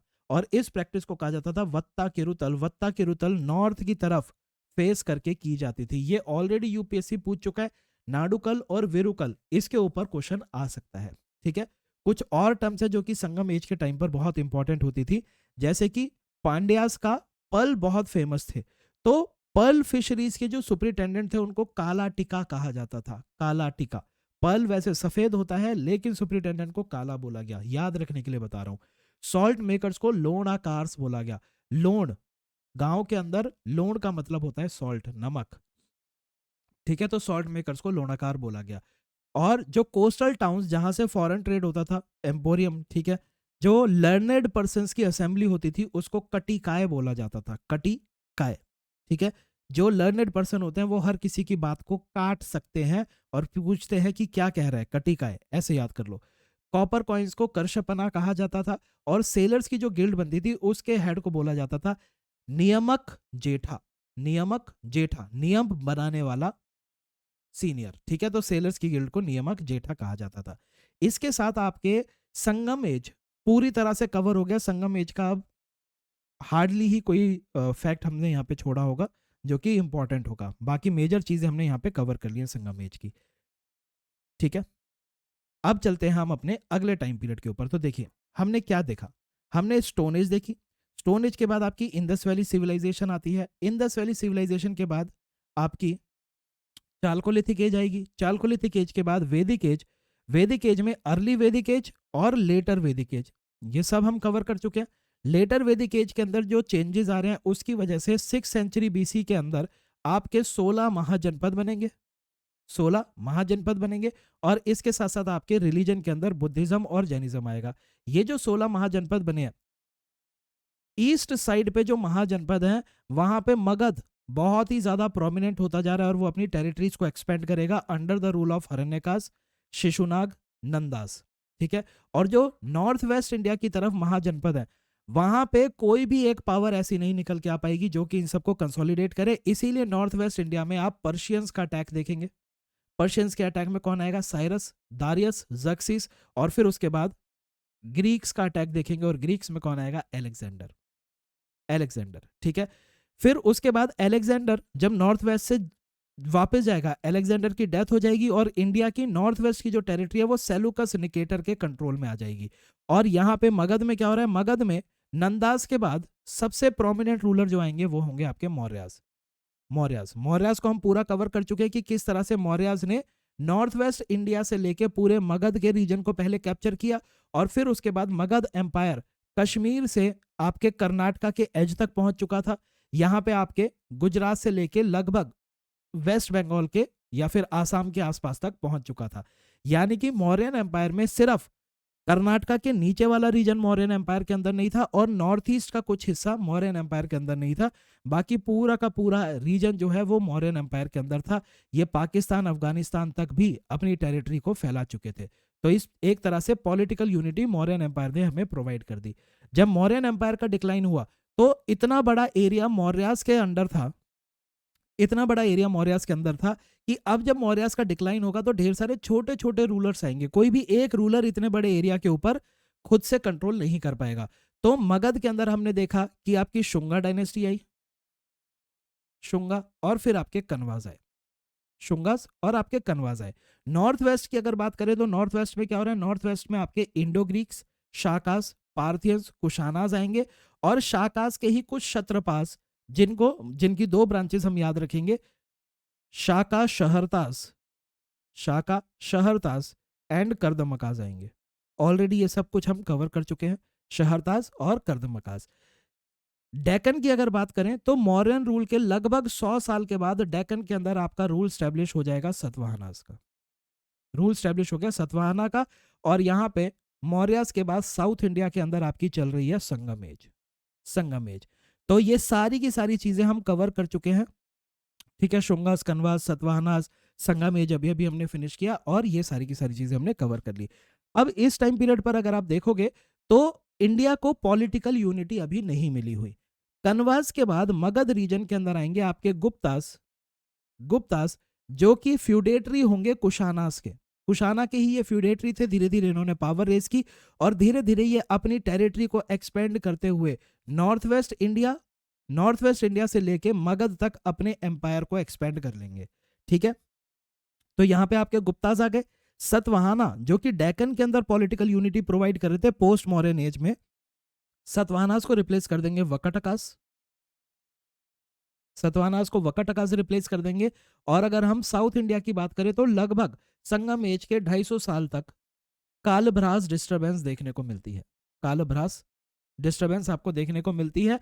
और फिर कालभ्रास डिस्टरबेंस को एंड करते हैं पल्लवास। अब जब मैं बात कर रहा हूं कि पल्लवास, इनका रोल साउथ इंडिया के अंदर इंक्रीज हो रहा है, इसका मतलब ये है कि पल्लवास यहाँ की डोमिनेटिंग पावर है।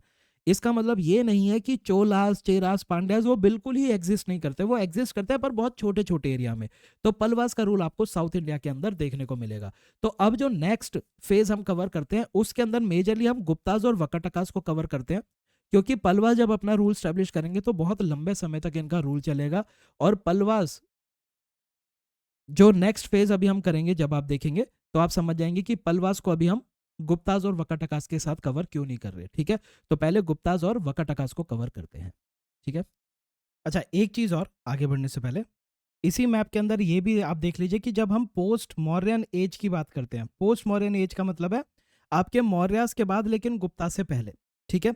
और ये वाली जो एज थी जहां पे पर्शियंस का हमला हो रहा था, हिरण्यकाशी, शुनाग और नंदास थे, ये वाली आपकी प्री मौर्यन एज कहलाई जाती है, यानी कि मौर्य से पहले वाली, ठीक है। पोस्ट मौर्यन एज की अगर हम बात करें तो शुंगास बहुत छोटे एरिया में है, फिर उसके बाद कनवास भी बहुत छोटे एरिया में आएंगे। सतवाहनास डेक्कन के अंदर पॉलिटिकल यूनिटी प्रोवाइड कर रहे हैं और साउथ इंडिया के अंदर आपके चोलास, चेराज और पांड्याज हैं। मेजरली साउथ इंडिया का संगम एज जो हमें देखना था वो देख चुके हैं। नॉर्थ इंडिया की अगर हम बात करें तो नॉर्थ इंडिया में पॉलिटिकल यूनिटी मिसिंग होती है पोस्ट मॉडर्न एज के टाइम पीरियड पे, और ये पॉलिटिकल यूनिटी जो प्रोवाइड करते हैं वो कुशानाज होते हैं, क्योंकि कुशानाज ही ऐसे होते हैं जो कि नॉर्थ इंडिया के अंदर अपना बहुत ही बड़ा एम्पायर बना पाते हैं। तो हम कह सकते हैं कि नॉर्थ इंडिया की पॉलिटिकल यूनिटी कुशानाज से आ रही है, डेक्कन की पॉलिटिकल यूनिटी सतवाहना से आ रही है। लेकिन जब कुशानाज की पावर डिक्लाइन होने लगेगी, सतवाहना की पावर डिक्लाइन होने लगेगी, तो नॉर्थ इंडिया के अंदर आपके गुप्ताज आएंगे और डेक्कन के अंदर आपके वकटकाज आएंगे, ठीक है। तो पोस्ट मॉडर्न एज में कुशानाज और सतवाहना पॉलिटिकल यूनिटी दे रहे थे, उनका डिक्लाइन हुआ तो गुप्ताज नॉर्थ में आए, वकटकाज आपके डेक्कन के अंदर आए। गुप्ताज की पहले अगर हम बात करें तो इनकी कैपिटल पाटलिपुत्रा ही रहेगी, क्योंकि मगध से ये रूल कर रहे हैं। माना जाता है कि ये कुशानास के ही फ्यूडेटरी थे और ये वैश्यास वर्ण के अंदर आते थे और धीरे धीरे इन फ्यूडेटरीज ने, कुशाना की जैसे जैसे पावर डिक्लाइन हुई, इन फ्यूडेटरीज ने अपनी पावर को इंक्रीज करना चालू कर दिया। जी से गुप्ता, जी से गरुड़ा सील, जी से गुप्ता और जी से गरुड़ा इनकी रॉयल एम्बलम हुआ करती थी। अब ये पाटलिपुत्रा से रूल कर रहे थे, तो पाटलिपुत्रा के जो आयरन ओर के डिपॉजिट्स थे, इन्होंने उसको बहुत ही अच्छे से यूटिलाइज किया। प्लस इन्होंने सिल्क ट्रेड रूट का बहुत अच्छे से इस्तेमाल किया रोमन एम्पायर के साथ ट्रेड करने के लिए। रोमन एम्पायर को ही यहाँ पे बाइजेंटाइन एम्पायर लिखा हुआ है, ठीक है। रोमन एम्पायर के साथ इनके बहुत ही अच्छे ट्रेड चल रहे थे। अब अगर इनके राजाओं की बात की जाए, तो गुप्ता एम्पायर के फाउंडर थे श्री गुप्ता, जिनको महाराजा गुप्ता भी कहते हैं। श्री गुप्ता के बाद आते हैं घटोत्कच। घटोत्कच का आप ये याद रख सकते हैं कि समुद्रगुप्त की जो इलाहाबाद प्रशस्ति है, प्रयाग प्रशस्ति है, प्रयाग प्रशस्ति के अंदर घटोत्कच के बारे में भी जिक्र हमें देखने को मिलता है। तो फाउंडर हो गए श्रीगुप्ता, घटोत्कच का जिक्र हमें समुद्रगुप्त की इलाहाबाद प्रशस्ति में देखने को मिलेगा। अब इन दोनों के बाद जो सबसे इंपॉर्टेंट राजा आएंगे वो है चंद्रगुप्त वन। चंद्रगुप्त वंश से ही आप ये कह सकते हैं कि गुप्ता एरा की स्टार्टिंग होती है। तो गुप्ता एरा कहां से स्टार्ट हो रहा है? लगभग आपके 4th सेंचुरी के स्टार्टिंग से स्टार्ट हो रहा है। तो गुप्ता रूल के सबसे इंपॉर्टेंट राजा आपके, सबसे पहले सबसे इंपॉर्टेंट राजा आपके चंद्रगुप्त वन बनेंगे। तो ये महाराजा धीराज का टाइटल लेंगे। इन्होंने मैट्रिमोनियल अलायंस किया था, एक लिच्छवी प्रिंसेस से शादी की थी जिनका नाम था कुमार देवी। और फिर चंद्रगुप्ता वन ने कुछ कॉइन्स इशू किए थे। और मजेदार बात यह है कि इन्होंने अपने कॉइन के ऊपर ना केवल अपना नाम रखा, अपनी वाइफ का भी नाम रखा, और वाइफ जहां से आती थी यानी कि लिच्छवीज, लिच्छवीज का भी नाम इन्होंने यहाँ पे मेंशन किया था। तो यहाँ पे जॉइंट नेम के अंदर इन्होंने कॉइन्स इशू किए थे, जो कि आपको बहुत ही रेयरली इंडिया की हिस्ट्री में देखने को मिलेगा। तो चंद्रगुप्ता वन ने मैट्रिमोनियल अलायंस किया और जॉइंट नेम में कॉइन्स को इशू किया। समुद्रगुप्त की बात करते हैं। समुद्रगुप्त के टाइम पर गुप्ता एम्पायर बहुत तेजी से एक्सपेंड करेगा। समुद्रगुप्त को इसीलिए कहा जाएगा नेपोलियन ऑफ इंडिया। नेपाल से लेके कांचीपुरम तक समुद्रगुप्त का इन्फ्लुएंस हमें देखने को मिलता है। अब जो इंसान इतना ज्यादा पावरफुल है तो उसकी प्रशंसा तो करेंगे ही करेंगे। तो समुद्रगुप्त के court poet Harisena, Harisena Allahabad pillar के ऊपर समुद्रगुप्त की प्रशंसा करते हुए प्रयाग प्रशस्ति लिखते हैं। ये जो इलाहाबाद पिलर है ये अशोका ने लगवाया था और इसके ऊपर आपको अशोका की इंस्क्रिप्शन देखने को मिलेगी। फिर उसके बाद हरिसेना ने समुद्रगुप्त के लिए समुद्रगुप्त की प्रशंसा की, जिसको प्रयाग प्रशस्ति कहा जाता है। और फिर इसी पिलर के ऊपर हमें जहांगीर के भी इंस्क्रिप्शन देखने को मिलती है। हरिसेना की अगर बात की जाए तो हरिसेना समुद्रगुप्त के कोर्ट पोएट थे। इसके साथ साथ वो 2 मंत्रालय भी रखते थे, मतलब वो कुमार अमात्य थे और 2 मंत्रालय भी उनके कंट्रोल में थे। एक था आपका संधि विग्रही का मंत्रालय। संधि विग्रही का मंत्रालय आपका वॉर और पीस का मंत्रालय होता है। संधि का मतलब ट्रीटी होता है ना, उससे याद रख लो, वॉर या पीस। और दूसरा था महादंड नायक, जुडिशियल और मिलिट्री ऑफिसर भी हरिसेन थे, ठीक है। कुमार अमात्य बेसिकली आप ये कह सकते हैं कि जितने भी लोग कुमार अमात्य होते हैं उन्हीं को ही मंत्री बनाया जा सकता है।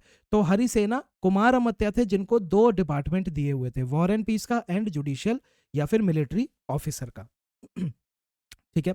समुद्रगुप्त के बाद जो अगले बहुत ही इंपॉर्टेंट राजा आएंगे वो है आपके चंद्रगुप्ता सेकंड, जो विक्रमादित्य के नाम से भी जाने जाते हैं। चंद्रगुप्त सेकंड सिम्हा विक्रम के नाम से सिम्हा विक्रम का इन्होंने टाइटल अडॉप्ट किया था। आप ये कह सकते हैं कि पूरे के पूरे गुप्ता एम्पायर का जो पीक हमें देखने को मिलता है, पीक जो हमें देखने को मिलता है वो चंद्रगुप्त सेकंड के टाइम पर देखने को मिलता है। तो चंद्रगुप्त सेकंड की एक कहानी है जो आपको पता होनी चाहिए।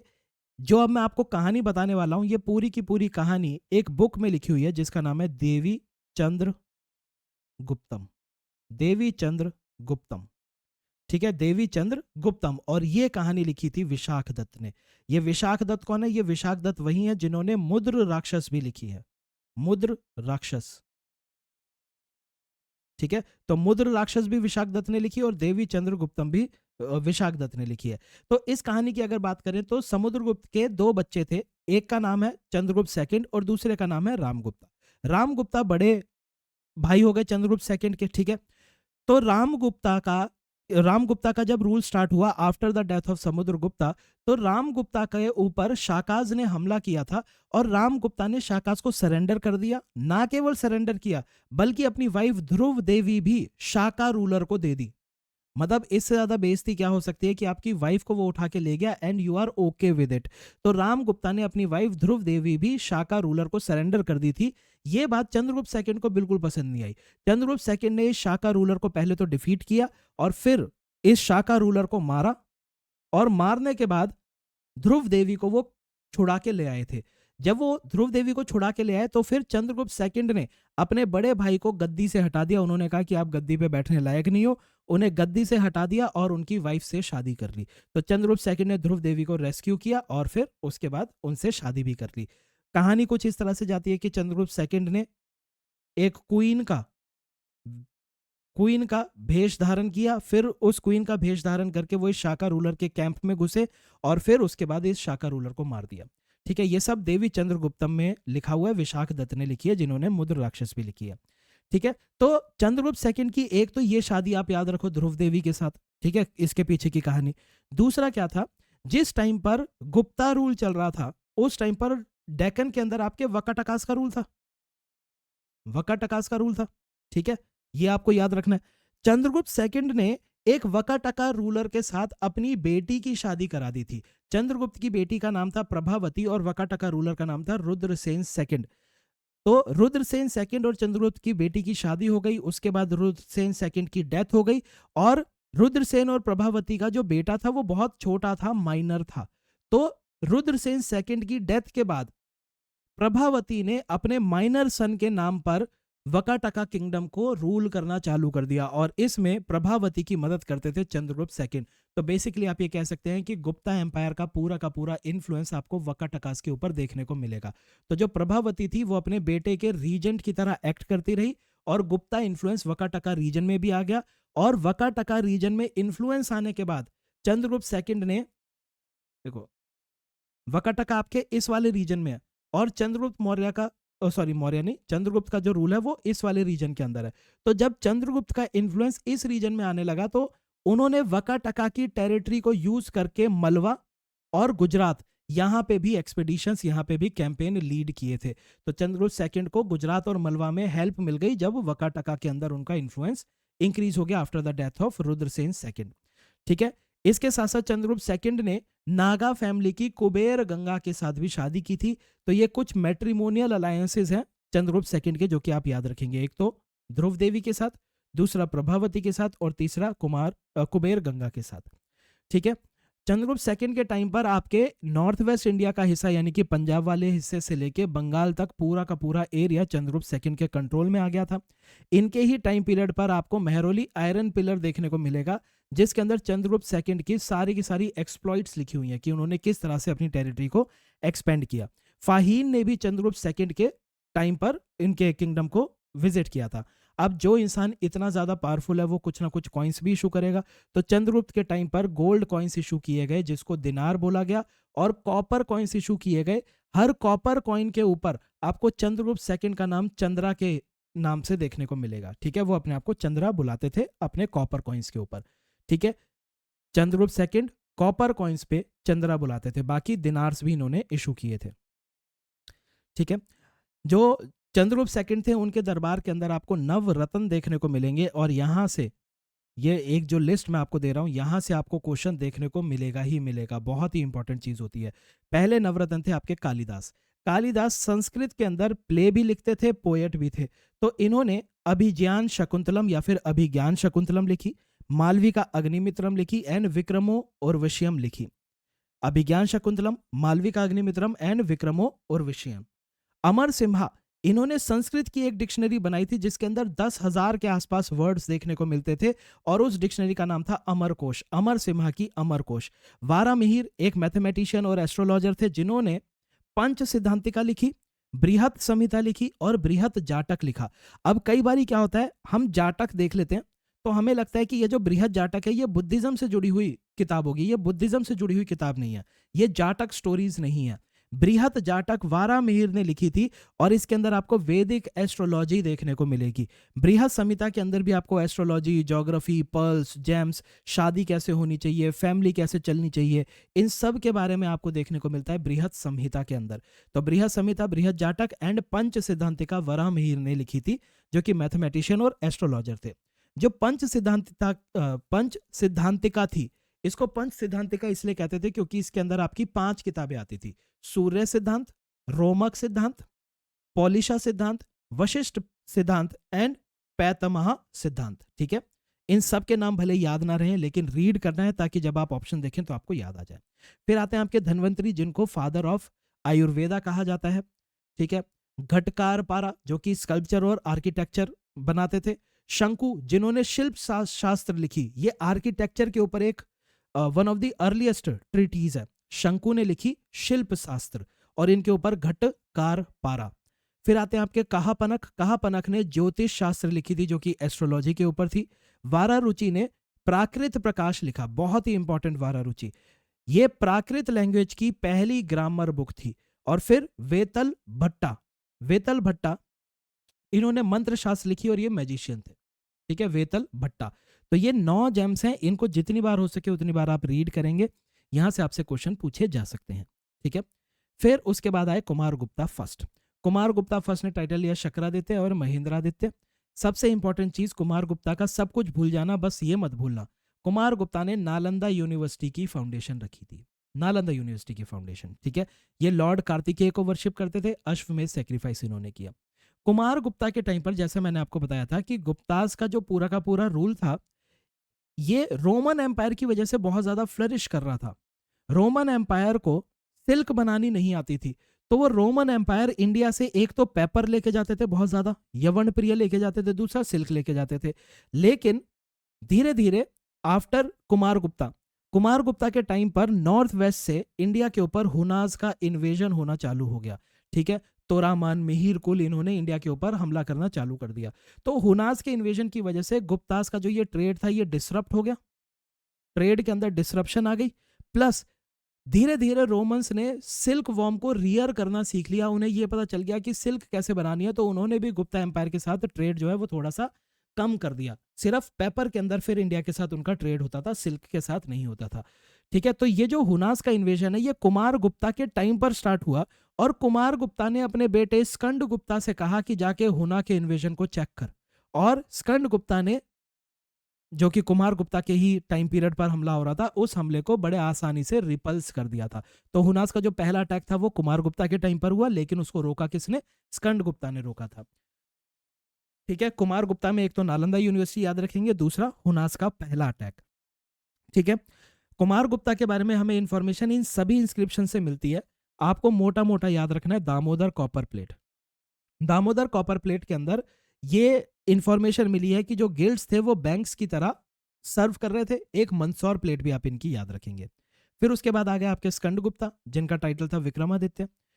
जूनागढ़ इंस्क्रिप्शन के अंदर आपको, जूनागढ़ इंस्क्रिप्शन, इसके अंदर आपको स्कंद गुप्ता की भी इंफॉर्मेशन देखने को मिलेगी। जूनागढ़ इंस्क्रिप्शन किससे जुड़ी हुई है? आपके सुदर्शन लेक से, सुदर्शन लेक से जुड़ी हुई है। तो स्कंद गुप्ता ने अपने गवर्नर पर्ण दत्ता को बोल के सुदर्शन लेक की रिपेयर भी कराई थी और इन्होंने वही हुनास को रिपेल भी किया था। आफ्टर स्कंद गुप्ता हुनास के इन्वेजन बहुत ज्यादा हो जाएंगे और जो लेटर गुप्ता पीरियड के वो आएंगे, किंग्स आएंगे, वो उसको चेक नहीं कर पाएंगे। तो धीरे धीरे गुप्ता एम्पायर के अंदर डिक्लाइन आने लगेगा।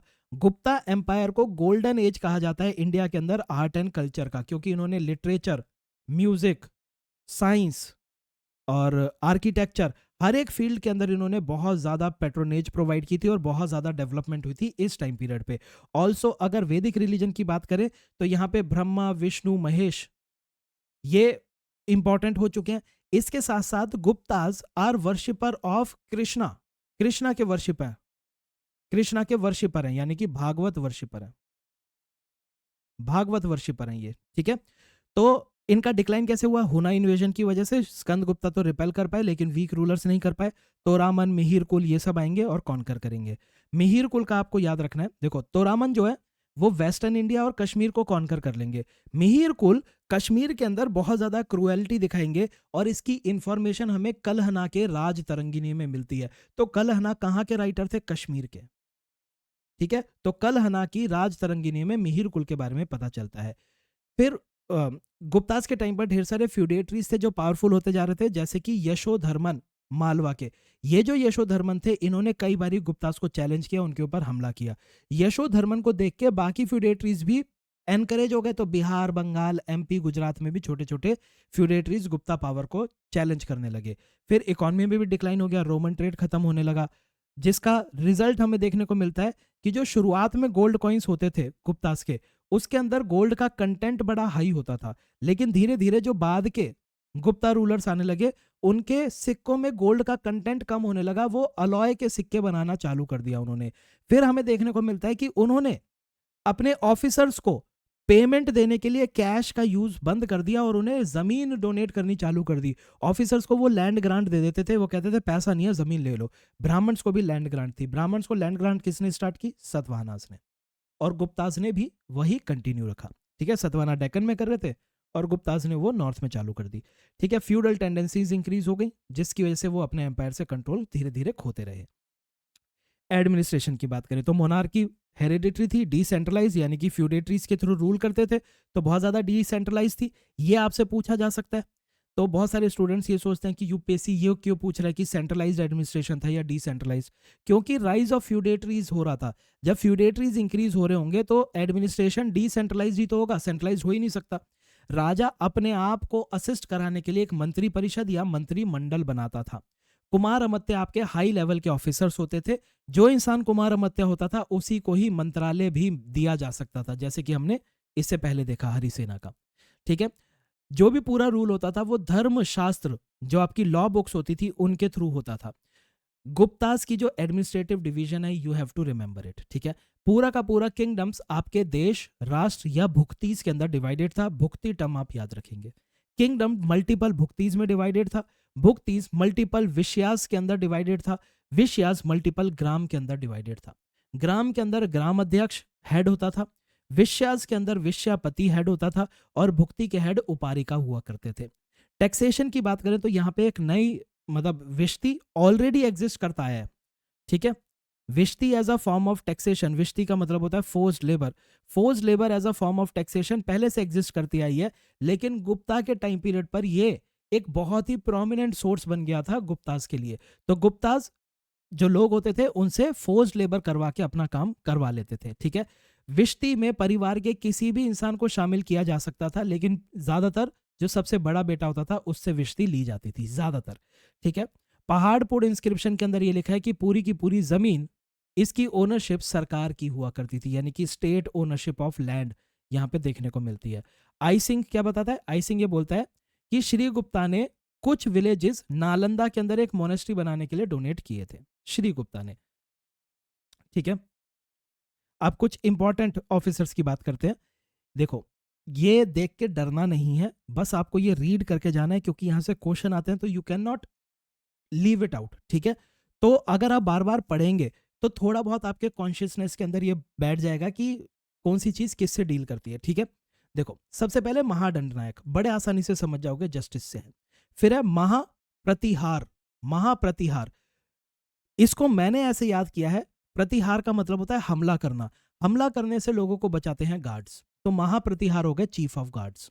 ठीक है, प्रतिहार का मतलब है हमला करना, जो उससे बचा रहा है वो चीफ ऑफ गार्ड्स बन गया। इस तरह से याद कर लो। ठीक है, ग्रामिका, ग्राम अध्यक्ष आपके विलेज के हेडमैन हो गए। दूतक, दूतक क्या हो सकते हैं? आप इनको स्पाई से भी एसोसिएट कर सकते हो, एम्बेसडर से भी एसोसिएट कर सकते हो। अब ये जो स्पाई और एम्बेसडर हैं, जब दूसरे देश में जाएंगे तो गिफ्ट्स तो लेके जाएंगे ही जाएंगे, तो dutakas were associated with gifts and grants. ये ग्रांट्स है, डी नहीं है, ये टी है। ठीक है, संधि विग्रही का, संधि ट्रीटी कर रहे हो, ट्रीटी करके या तो आप लड़ाई करोगे या फिर आप पीस स्टेब्लिश करोगे। ठीक है, फिर आते हैं पीलूपति। पीलू, पीलू से एलिफेंट याद रखो, अश्व तो घोड़ा होता ही होता है। पीलूपति एलिफेंट्स को हेड करते थे। बेसिकली एलिफेंट्स की जो भी चीजें होती थी, एलिफेंट्स को कैसे मेंटेन करना है, उनको मतलब उन सारी चीजों को ऑर्गेनाइज करने वाले पीलूपति हो गए। सिमिलरली हॉर्सेस को रेगुलेट करने वाले आपके अश्वपति हो गए। सिटी एडमिनिस्ट्रेशन के लिए नगर श्रेष्ठी होते थे, नगर श्रेष्ठी। फुट सोल्जर जो होते थे उनको हेड करते थे नरपति। नरपति, फुट सोल्जर है, नरों को वो हेड कर रहे हैं। ठीक है, फिर विष्टि हम ऑलरेडी देख चुके हैं तो आपको घबराना नहीं है। शौल्किका और हलीकरिका। शौल्किका आपके टोल कलेक्टर होते थे एंड हलीकरिका, हलीकरिका आपके प्लफ टैक्स को कलेक्ट करने वाले लोग होते थे। पंचायतन नाम का आपका एक टेम्पल कंस्ट्रक्शन का स्टाइल होता था, टेम्पल आर्किटेक्चर के अंदर आप देखेंगे उसको। ठीक है, राणा भंडगरिका, ये स्टोर्स के भंडार होता है ना, भंडार से ये भंड बना है, तो स्टोर्स के ये इंचार्ज होते थे जहां पे चीजों को स्टोर किया जाता था। रिकॉर्ड्स और अकाउंट्स मेंटेन करने वाले को कहा जाता था अक्ष पाताल अधिकृता। अक्ष पाताल अधिकृता, आसमान पाताल हर एक चीज वो रिकॉर्ड में लिख देगा, आकाश पाताल अधिकृता। ऐसे याद कर सकते हो आप इसको, ठीक है। ये पर आपको पढ़ के जाने हैं, यहां से सवाल बन जाता है। ठीक है। अब गुप्ता एज की सोसाइटी की बात करें। ट्रेड हो रहा था तो शुरुआत में सोसाइटी बहुत ज्यादा प्रॉस्परस थी, बहुत ज्यादा प्रॉस्पेरिटी हो रही थी। ज्यादातर लोग अहिंसा और वेजिटेरियनिज्म को फॉलो करते थे। ब्राह्मण्स की सुप्रीमेसी बहुत ज्यादा हमें देखने को मिलती है। ब्राह्मण्स को लैंड ग्रांट मिलता था, ये हम ऑलरेडी देख चुके हैं। ये जो ब्राह्मण्स को लैंड ग्रांट मिलता था, इससे एक एनालिटिकल क्वेश्चन बन सकता है कि because of these land grants agriculture during Gupta period suffered. Agriculture खराब होने लगा गुप्ता पीरियड में क्योंकि जमीन ब्राह्मण्स को दी जाने लगी। ऐसा नहीं हुआ, इसका बिल्कुल उल्टा हुआ। ब्राह्मण्स को जो ये लैंड दी जाती थी, उसकी वजह से जिस जमीन पे खेती बाड़ी नहीं हो रही थी, वो जमीन इन ब्राह्मण्स को दे दी और इन ब्राह्मण्स ने उसके ऊपर भी खेती बाड़ी करवाना चालू कर दिया। ठीक है, तो इससे एग्रीकल्चर जो है गुप्ता पीरियड में इंप्रूव होना चालू हो गया था। एक और थीम आप यहाँ पे याद रखेंगे कि एग्रीकल्चर जब इंप्रूव हो रहा था तो शूद्राज ने भी एग्रीकल्चरिस्ट की तरह काम करना चालू कर दिया। पहले शूद्राज सिर्फ अपर वर्णा को सर्व करते थे, लेकिन अपर वर्णा को सर्व करते थे और आर्टिस्ट हुआ करते थे, लेकिन अब वो एग्रीकल्चरिस्ट भी बनना चालू कर देंगे। तो एग्रीकल्चरिस्ट बनने की वजह से शूद्रास की कंडीशन इंप्रूव होनी चालू हो गई। तो शूद्रास की तो कंडीशन इंप्रूव हो रही है, लेकिन चांडाल्स का नंबर इंक्रीज हो गया। चांडाल्स कौन है? अनटचेबल्स। तो ये अनटचेबल्स एक सेग्रीगेटेड लाइफ जीते थे, शहर से बाहर रहते थे, जिसके बारे में फाहीन ने भी मेंशन किया है। गुप्ता पीरियड में भी स्लेवरी थी। जब रोमन एम्पायर से हमने ऊपर देखा स्लेव गर्ल्स इंडिया के अंदर आ रही थी, तो स्लेवरी वैसे भी थी और ऑलरेडी भी एग्जिस्ट करती आई थी। गुप्ताज के टाइम पीरियड पे कयस्थ नाम की एक नई कास्ट निकल के आई। ये जो कयस हुआ करते थे, ये रिकॉर्ड मेंटेन करने का काम करते थे, लैंड रिकॉर्ड्स मेंटेन करते थे। इंटरकास्ट और इंटर मैरिज भी कॉमन होती गई धीरे धीरे। इंटरकास्ट और इंटर मैरिज कॉमन होती गई तो इसकी वजह से मल्टीपल कास्ट बननी चालू हो गई। ठीक है, जो हमारे शादी करने के लॉज बने हुए थे, उन लॉज की वायलेशन होने लगी। तो जो भी लोग इन लॉज की वायलेशन करते थे, वो एक डिफरेंट कास्ट बन जाते थे। वो एक डिफरेंट कास्ट बन गए, तो इसको कह सकते हैं सब कास्ट में राइज आना चालू हो गया गुप्ता टाइम पीरियड पे। विमेन की अगर बात करें तो मोटा मोटा दो चीजें याद रख लो, एक तो स्त्रीधन, दूसरा सती। ठीक है, विमेन को यहाँ पे स्त्री धन दिया जाता था जब उनकी शादी होती थी, और ये कहा जाता था कि ये जो पूरा का पूरा स्त्री धन है, ये फीमेल से ही बिलोंग करता है। I am not talking about dowry, I am talking about stridhan. Dowry जो होती है, dowry is given to the family of the groom. जो हस्बैंड है, हस्बैंड की फैमिली को डाउरी मिलती है, और ये जो डाउरी होती है, ये हस्बैंड और हस्बैंड की फैमिली का इसके ऊपर अधिकार होता है। जो स्त्री धन होता है, ये फीमेल को दी जाती है, यानी कि जिसकी शादी हो रही है उसको दी जाती है, और पूरा का पूरा स्त्री धन सिर्फ फीमेल को दिया जाता है। ठीक है, फीमेल की ही ओनरशिप होती है। तो स्त्री धन का कॉन्सेप्ट गुप्ता टाइम पीरियड में स्टार्ट हुआ। तो स्त्री धन भले ही फीमेल्स को मिलता था, लेकिन प्रॉपर्टी राइट्स उनके नहीं होते थे। ठीक है, हायर वर्ण की जो फीमेल्स थी वो एडमिनिस्ट्रेशन में भी पार्टिसिपेट करती थी, सती एग्जिस्ट करती थी, जिसका हमें एविडेंस मिलता है ईरान इंस्क्रिप्शन से। ठीक है, it is one of the earliest evidence of Sati in India. पर्दा सिस्टम अभी एग्जिस्ट नहीं करता, पोलीगैमी बहुत ज्यादा प्रिवलेंट थी, विडो रीमैरिज अनपॉपुलर थी, एजुकेशन फीमेल्स की डिस्करेज की जाती थी। इकॉनमी हम पूरा का पूरा देख चुके हैं। इकॉनमी में आप इतना याद रखेंगे कि जो गुप्ता एम्पायर था, ये भी कुछ पोर्ट्स का इस्तेमाल करता था ट्रेड करने के लिए। और वो पोर्ट्स कौन थे? एक तो ताम्रलिप्ति पोर्ट, ऑलरेडी हम पहले देख चुके हैं। इसके अलावा घंटासाला एंड कदारा पोर्ट, ये दो नाम आप गुप्ता में याद रखेंगे, घंटासाला और कदारा। इन पोर्ट्स को यूज करके गुप्ताज का ट्रेड साउथ ईस्ट एशिया के साथ हो रहा था। बेसिकली क्या हुआ, जब रोमन ट्रेड गुप्ताज का डिसरप्ट होने लगा बिकॉज ऑफ हुना इन्वेजन, तो गुप्ताज ने साउथ ईस्ट एशिया की तरफ अपनी अटेंशन करी और वहां पे ट्रेड करना चालू किया। हालांकि ये जो ट्रेड था, ये बहुत ज्यादा सक्सेसफुल नहीं रह पाया गुप्ताज का। ठीक है, गुप्ताज इसके अलावा ब्रोच, चौल, कल्याण और कैम्बे है, ये जी है। ठीक है, कैम्बे का पोर्ट भी इन्होंने इस्तेमाल करना चालू कर दिया था। ठीक है, एग्रीकल्चर एक्सपेंड हो रहा है क्योंकि ब्राह्मण्स को लैंड ग्रांट दी गई। दिनार्स नाम के गोल्ड सिक्के यहाँ पे इशू हो रहे थे, तो largest number of gold coins Gupta time period में इशू हुए, लेकिन वो कुशानास के मुकाबले के नहीं थे। प्योरिटी कुशानास के मुकाबले की कम थी। गिल्ड्स आपकी एक्सिस्ट करती थी, यानी श्रेणीज आपकी बनी हुई थी। श्रेणीज आपकी बनी हुई थी। लैंड को मेजर किया जाता था। लैंड मेजर करके जो कयस्थ कास्ट के लोग होते थे वो उसका रिकॉर्ड मेंटेन करके रखते थे। ठीक है, तो लैंड की मेजरमेंट हो रही है। लैंड की मेजरमेंट के लिए कुल्यवप, द्रोणवप और अधवप, ये 3 यूनिट्स यूज की जाती थी। टैक्स कौन कौन सा होता था? देखो, टैक्स में एक तो आपकी विश्ती चल ही रही है, एक तो आपकी विश्ती चल ही रही है। इसके अलावा लैंड टैक्स को इंक्रीज कर दिया गया था, और जो एग्रीकल्चर प्रोड्यूस होता था उस एग्रीकल्चर प्रोड्यूस का भी कुछ हिस्सा सरकार को जाता था, जो कि भागकर या फिर उदरंग के नाम से जाना जाता था। 1/4 से लेके 1/6 तक ये होता था। जो पूरा का पूरा राज्य था, पूरा का पूरा गुप्तास का जो किंगडम था, जो कल्टिवेबल एरिया होता था उसको क्षेत्र कहते थे। जैसा नाम वैसा काम। वेस्टलैंड को खिला कहते थे। नाम से खिला है लेकिन खिल कुछ भी नहीं रहा है वहां पे। ठीक है, वेस्टलैंड आपकी खिला हो गई। जंगल अप्रहता, अप्रहता, यहां पे जाना ही नहीं है। अप्रहता, इसको परे हटो। जंगल में क्या ही कर सकते हो, खेती बाड़ी तो हो नहीं सकती, जानवर मार के खा जाएगा। अप्रहता। वस्ती, वस्ती को आप याद रख लो, बस्ती से, बस्ती में लोग रहते हैं तो बस्ती से हैबिटेबल। और फिर जो पास्चर लैंड होती थी उसको कहा जाता था गापत सारा। गापत सारा, क्योंकि यहाँ पे गाय जाके, गाय का पथ जहां पे वो सारा का सारा घास खा गई, ऐसे याद रख लो, गापत सारा। ठीक है, पास्चर लैंड को कहा जाता था। इंपोर्ट के आइटम्स आप सिर्फ रीड कर लेंगे, not very important. Trade centres भी आप रीड कर लेंगे। मथुरा से कॉटन, वाराणसी से सिल्क, पंजाब से सॉल्ट जाता था। डिक्लाइन के रीजंस भी आप रीड करेंगे। ठीक है, ऐसा इसके अंदर कुछ नहीं है जो मैंने आपको नहीं बताया। ठीक है, हुनास का इन्वेजन, रोमन ने सिल्क वॉर्म रेयर करना चालू कर दिया, फ्यूडेटरीज का राइज हुआ, साउथ ईस्ट के साथ जो ट्रेड था वो इकोनॉमी को रिवाइव नहीं कर पाया। अब रिलीजन की बात करें तो जितने भी गुप्ता रूलर्स थे वो अपने आप को कृष्ण भक्त बुलाते थे, यानी कि वो भागवत थे, और उनकी सील गरुड़ा थी। लेकिन वो शैविज्म को भी फॉलो करते थे। कृष्ण कौन है? विष्णु के अवतार हैं, तो वैष्णविज्म को फॉलो करने वाले थे गुप्ता। ठीक है, वैष्णविज्म को फॉलो करने वाले। शैविज्म के अंदर भी राइज आने लगा, और इसी टाइम पीरियड पर आप देखेंगे कि शैविज्म की एक ऑफशूट यहाँ पे क्रिएट होती है लिंगायत या महेश्वर के नाम से, जिसको स्टार्ट करते हैं रमैया। Important fact. ठीक है, कश्मीर के अंदर शैविज्म में आपको तांत्रिक एलिमेंट देखने को मिलेंगे। सूर्य की वर्शिप भी यहाँ पे देखने को मिलती है, सन गॉड की वर्शिप।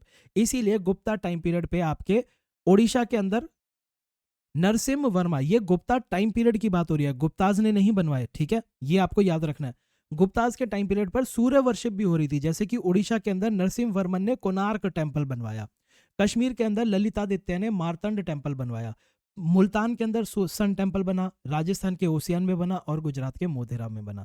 ये सारा का सारा गुप्ता के टाइम पीरियड पर हो रहा था। इसके साथ साथ दुर्गा, गणेश, कार्तिकेय की वर्शिप थी। वेस्टर्न और साउथ इंडिया में जैनिज्म पॉपुलर होता जा रहा था, और वल्लभी जैन काउंसिल्स को कहा जाने लगा अब। ठीक है, इसी टाइम पीरियड पे श्वेतांबर्स ने अपने जैन कैनन्स को भी रिटर्न फॉर्म के अंदर कन्वर्ट किया था। ठीक है, नॉट वेरी इंपॉर्टेंट, मोस्टली आपका ये वाला हिस्सा ज्यादा इंपॉर्टेंट है, ये वाला हिस्सा। ठीक है, तो इसको आप अच्छे से याद रखेंगे, बाकी रीड करके जाएंगे। आर्ट एंड कल्चर हम सेपरेटली भी करेंगे, लेकिन फिर भी जो इंपॉर्टेंट पॉइंट्स हैं वो आप यहाँ पे देख लीजिए। आर्ट एंड कल्चर की गोल्डन एज थी।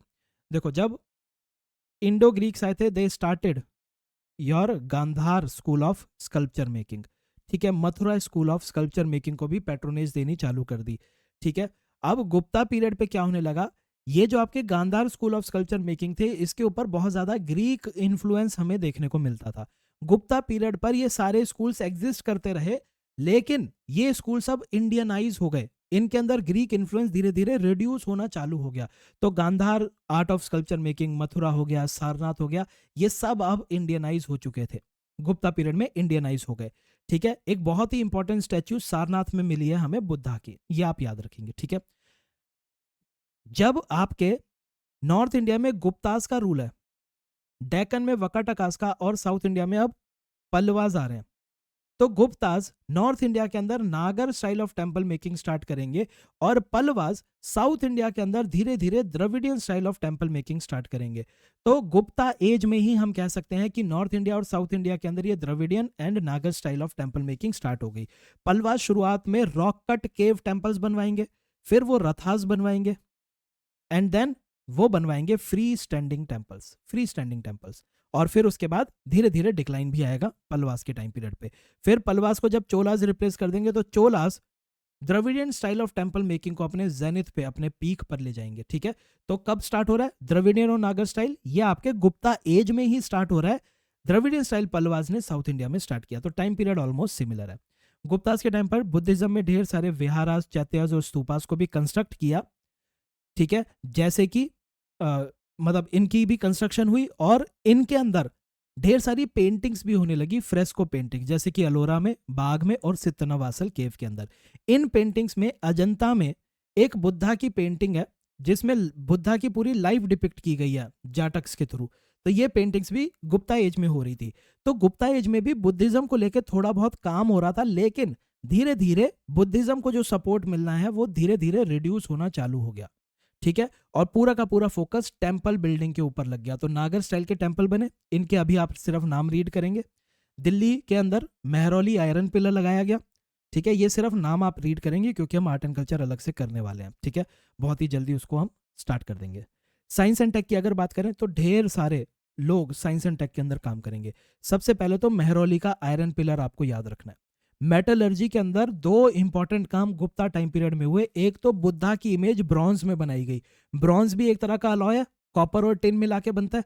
तो जहां पे भी मेटल को अलॉय में कन्वर्ट कर रहे हैं वो मेटलर्जी हो गई ना, मेटल को यूज किया जा रहा है। तो मेटलर्जी में मेहरौली का आयरन पिलर जो आज तक जंग नहीं खाई है, वरना लोहे पे जंग लग जाती है। ठीक है, तो मेटलर्जी आपको इजीली याद हो जाएगी। फिर धन्वंतरी आयुर्वेद, वाघभट जो कि चरक के डिसाइपल थे, इन्होंने लिखी आपकी अष्टांग हृदय। अष्टांग हृदय ये आपके आयुर्वेद के ऊपर ही बुक थी। दूसरी इन्होंने लिखी अष्टांग समग्रह। अष्टांग हृदय, अष्टांग समग्रह ये वाघभट ने लिखी जो कि चरक के डिसाइपल थे। तो धन्वंतरी और वाघभट इनके टाइम पीरियड में मेडिसिन में काम कर रहे थे। फिर मेडिसिन में एक और काम कर रहे थे कश्यप। कश्यप ये फीमेल्स और चिल्ड्रन के इश्यूज के ऊपर अपनी आयुर्वेदिक नॉलेज को कंपाइल कर रहे थे। ठीक है, कि फीमेल्स और चिल्ड्रन को जो जो इश्यूज होते हैं उसको कैसे रिजॉल्व किया जाए, कश्यप। तो धन्वंतरी वाघभट, वाघभट ने लिखी अष्टांग हृदय और अष्टांग समग्रह। कश्यप ने फीमेल्स और चाइल्ड इशू को देखा। सुश्रुत ये सर्जरी, इंडिया के फर्स्ट सर्जन आप एक तरह से इनको कह सकते हैं, इन्होंने सुश्रुत संहिता लिखी। महर्षि पलकप्पे इन्होंने हस्ते आयुर्वेद लिखी। हस्ते, हस्ते का मतलब एलिफेंट। ठीक है, भास्कर सेकंड ने लीलावती लिखी जिसके अंदर कैलकुलस के आइडियाज थे। तो अब मैथमेटिशियन की बात करते हैं। हालांकि ये जो दो नाम है ये आपके 12th और 9th सेंचुरी में आएंगे, बस यहाँ पे लिख गए हैं, आप चाहें तो इग्नोर कर सकते हैं। महावीर ने यहाँ पे गणित सार संग्रह लिखी थी मैथ्स के लिए। ठीक है, ये आपके 12th और 9th सेंचुरी में आएंगे, लेकिन साइंस एंड टेक में काम किया है इसीलिए यहाँ पे आपका मेंशन कर दिया, आप इसको याद रख सकते हैं। अब हमारा एंशिएंट इंडिया का लास्ट टॉपिक। ठीक है, लास्ट क्यों बोल रहा हूं अभी मैं आपको बताता हूं। वकाटक आपके डेक्कन के अंदर थे, बहुत ज्यादा काम नहीं कर पाएंगे। क्यों? क्योंकि रुद्रसेन सेकंड की जब डेथ हो जाएगी तो प्रभावती, रुद्रसेन सेकंड की डेथ के बाद प्रभावती वकाटका किंगडम के ऊपर रूल करना चालू कर देंगी in the name of her son, अपने बेटे के नाम पर। और प्रभावती काम करेंगी चंद्रगुप्त सेकंड के कहने पे। तो गुप्तास का इन्फ्लुएंस ही वकाटका में देखने को मिलेगा। ये नॉर्दर्न महाराष्ट्र और विदर्भा के रीजन में थे। तो वकाटका के रीजन को यूज करके चंद्रगुप्त सेकंड मालवा और गुजरात इन दोनों के ऊपर अपने कैंपेन लीड कर पाए। उनको थोड़ा पास में वो मिल गया, जगह मिल गई जहां से वो कैंपेन लीड कर पाए। वकाटका ब्राह्मणिकल ओरिजिन के थे, जैसे गुप्ताज आपके वैश्याज ओरिजिन के माने जाते हैं, फ्यूडेटरी हुआ करते थे। वकाटकाज बुद्धिज्म को पेट्रोनाइज भी करते थे। मेजरली वकाटका जो है वो ब्राह्मणिकल रिलीजन को ही फॉलो करते थे। ठीक है, ये विष्णु वृद्धा गोत्र से बिलोंग करते थे। ठीक है, किंग्स की बात करते हैं। सबसे पहले किंग आपके विंध्या शक्ति फर्स्ट। तो वकाटकाज विंध्या शक्ति ने इनकी फाउंडेशन रखी। तो डेक्कन रीजन के अंदर इन्होंने वैदिक सैक्रिफाइसेस चालू कर दिए और ब्राह्मणिकल रिचुअल्स को फॉलो किया क्योंकि ये ब्राह्मण्स ही थे। फिर आते हैं आपके प्रवर सेना फर्स्ट, जिन्होंने सम्राट का टाइटल लिया और इन्होंने वकाटका पावर को कंसोलिडेट किया नॉर्दर्न महाराष्ट्र और आपके उस वाले विदर्भा रीजन के अंदर। ठीक है, नॉट वेरी इंपॉर्टेंट। अब क्या इंपॉर्टेंट है, जो वकाटकास थे इनकी दो ब्रांचेस बन गई। एक नागपुर से रूल कर रही थी, मतलब जो वकाटका के रूलर थे वो सेपरेट हो गए। तो एक ब्रांच नागपुर से रूल कर रही थी और दूसरी वाशिम अकोला डिस्ट्रिक्ट से रूल कर रही थी।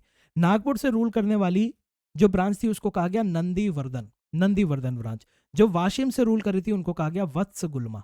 नंदीवर्धन के अंदर आपके Rudrasena one, Prithvisena one, Rudrasena second, Pravarasena second, Narendra Sena और पृथ्वीसेन सेकंड आए। इनके नामों को सिर्फ अपने जहन में रखना है कि इस तरह के नाम अगर आप देखोगे तो आप सीधा वकाटका किंग उनको बोल दोगे। और वकाटका में भी कौन से, नंदीवर्धन। इसमें रुद्रसेन सेकंड की प्रभावती गुप्ता से शादी हो गई, ऑलरेडी कवर्ड है।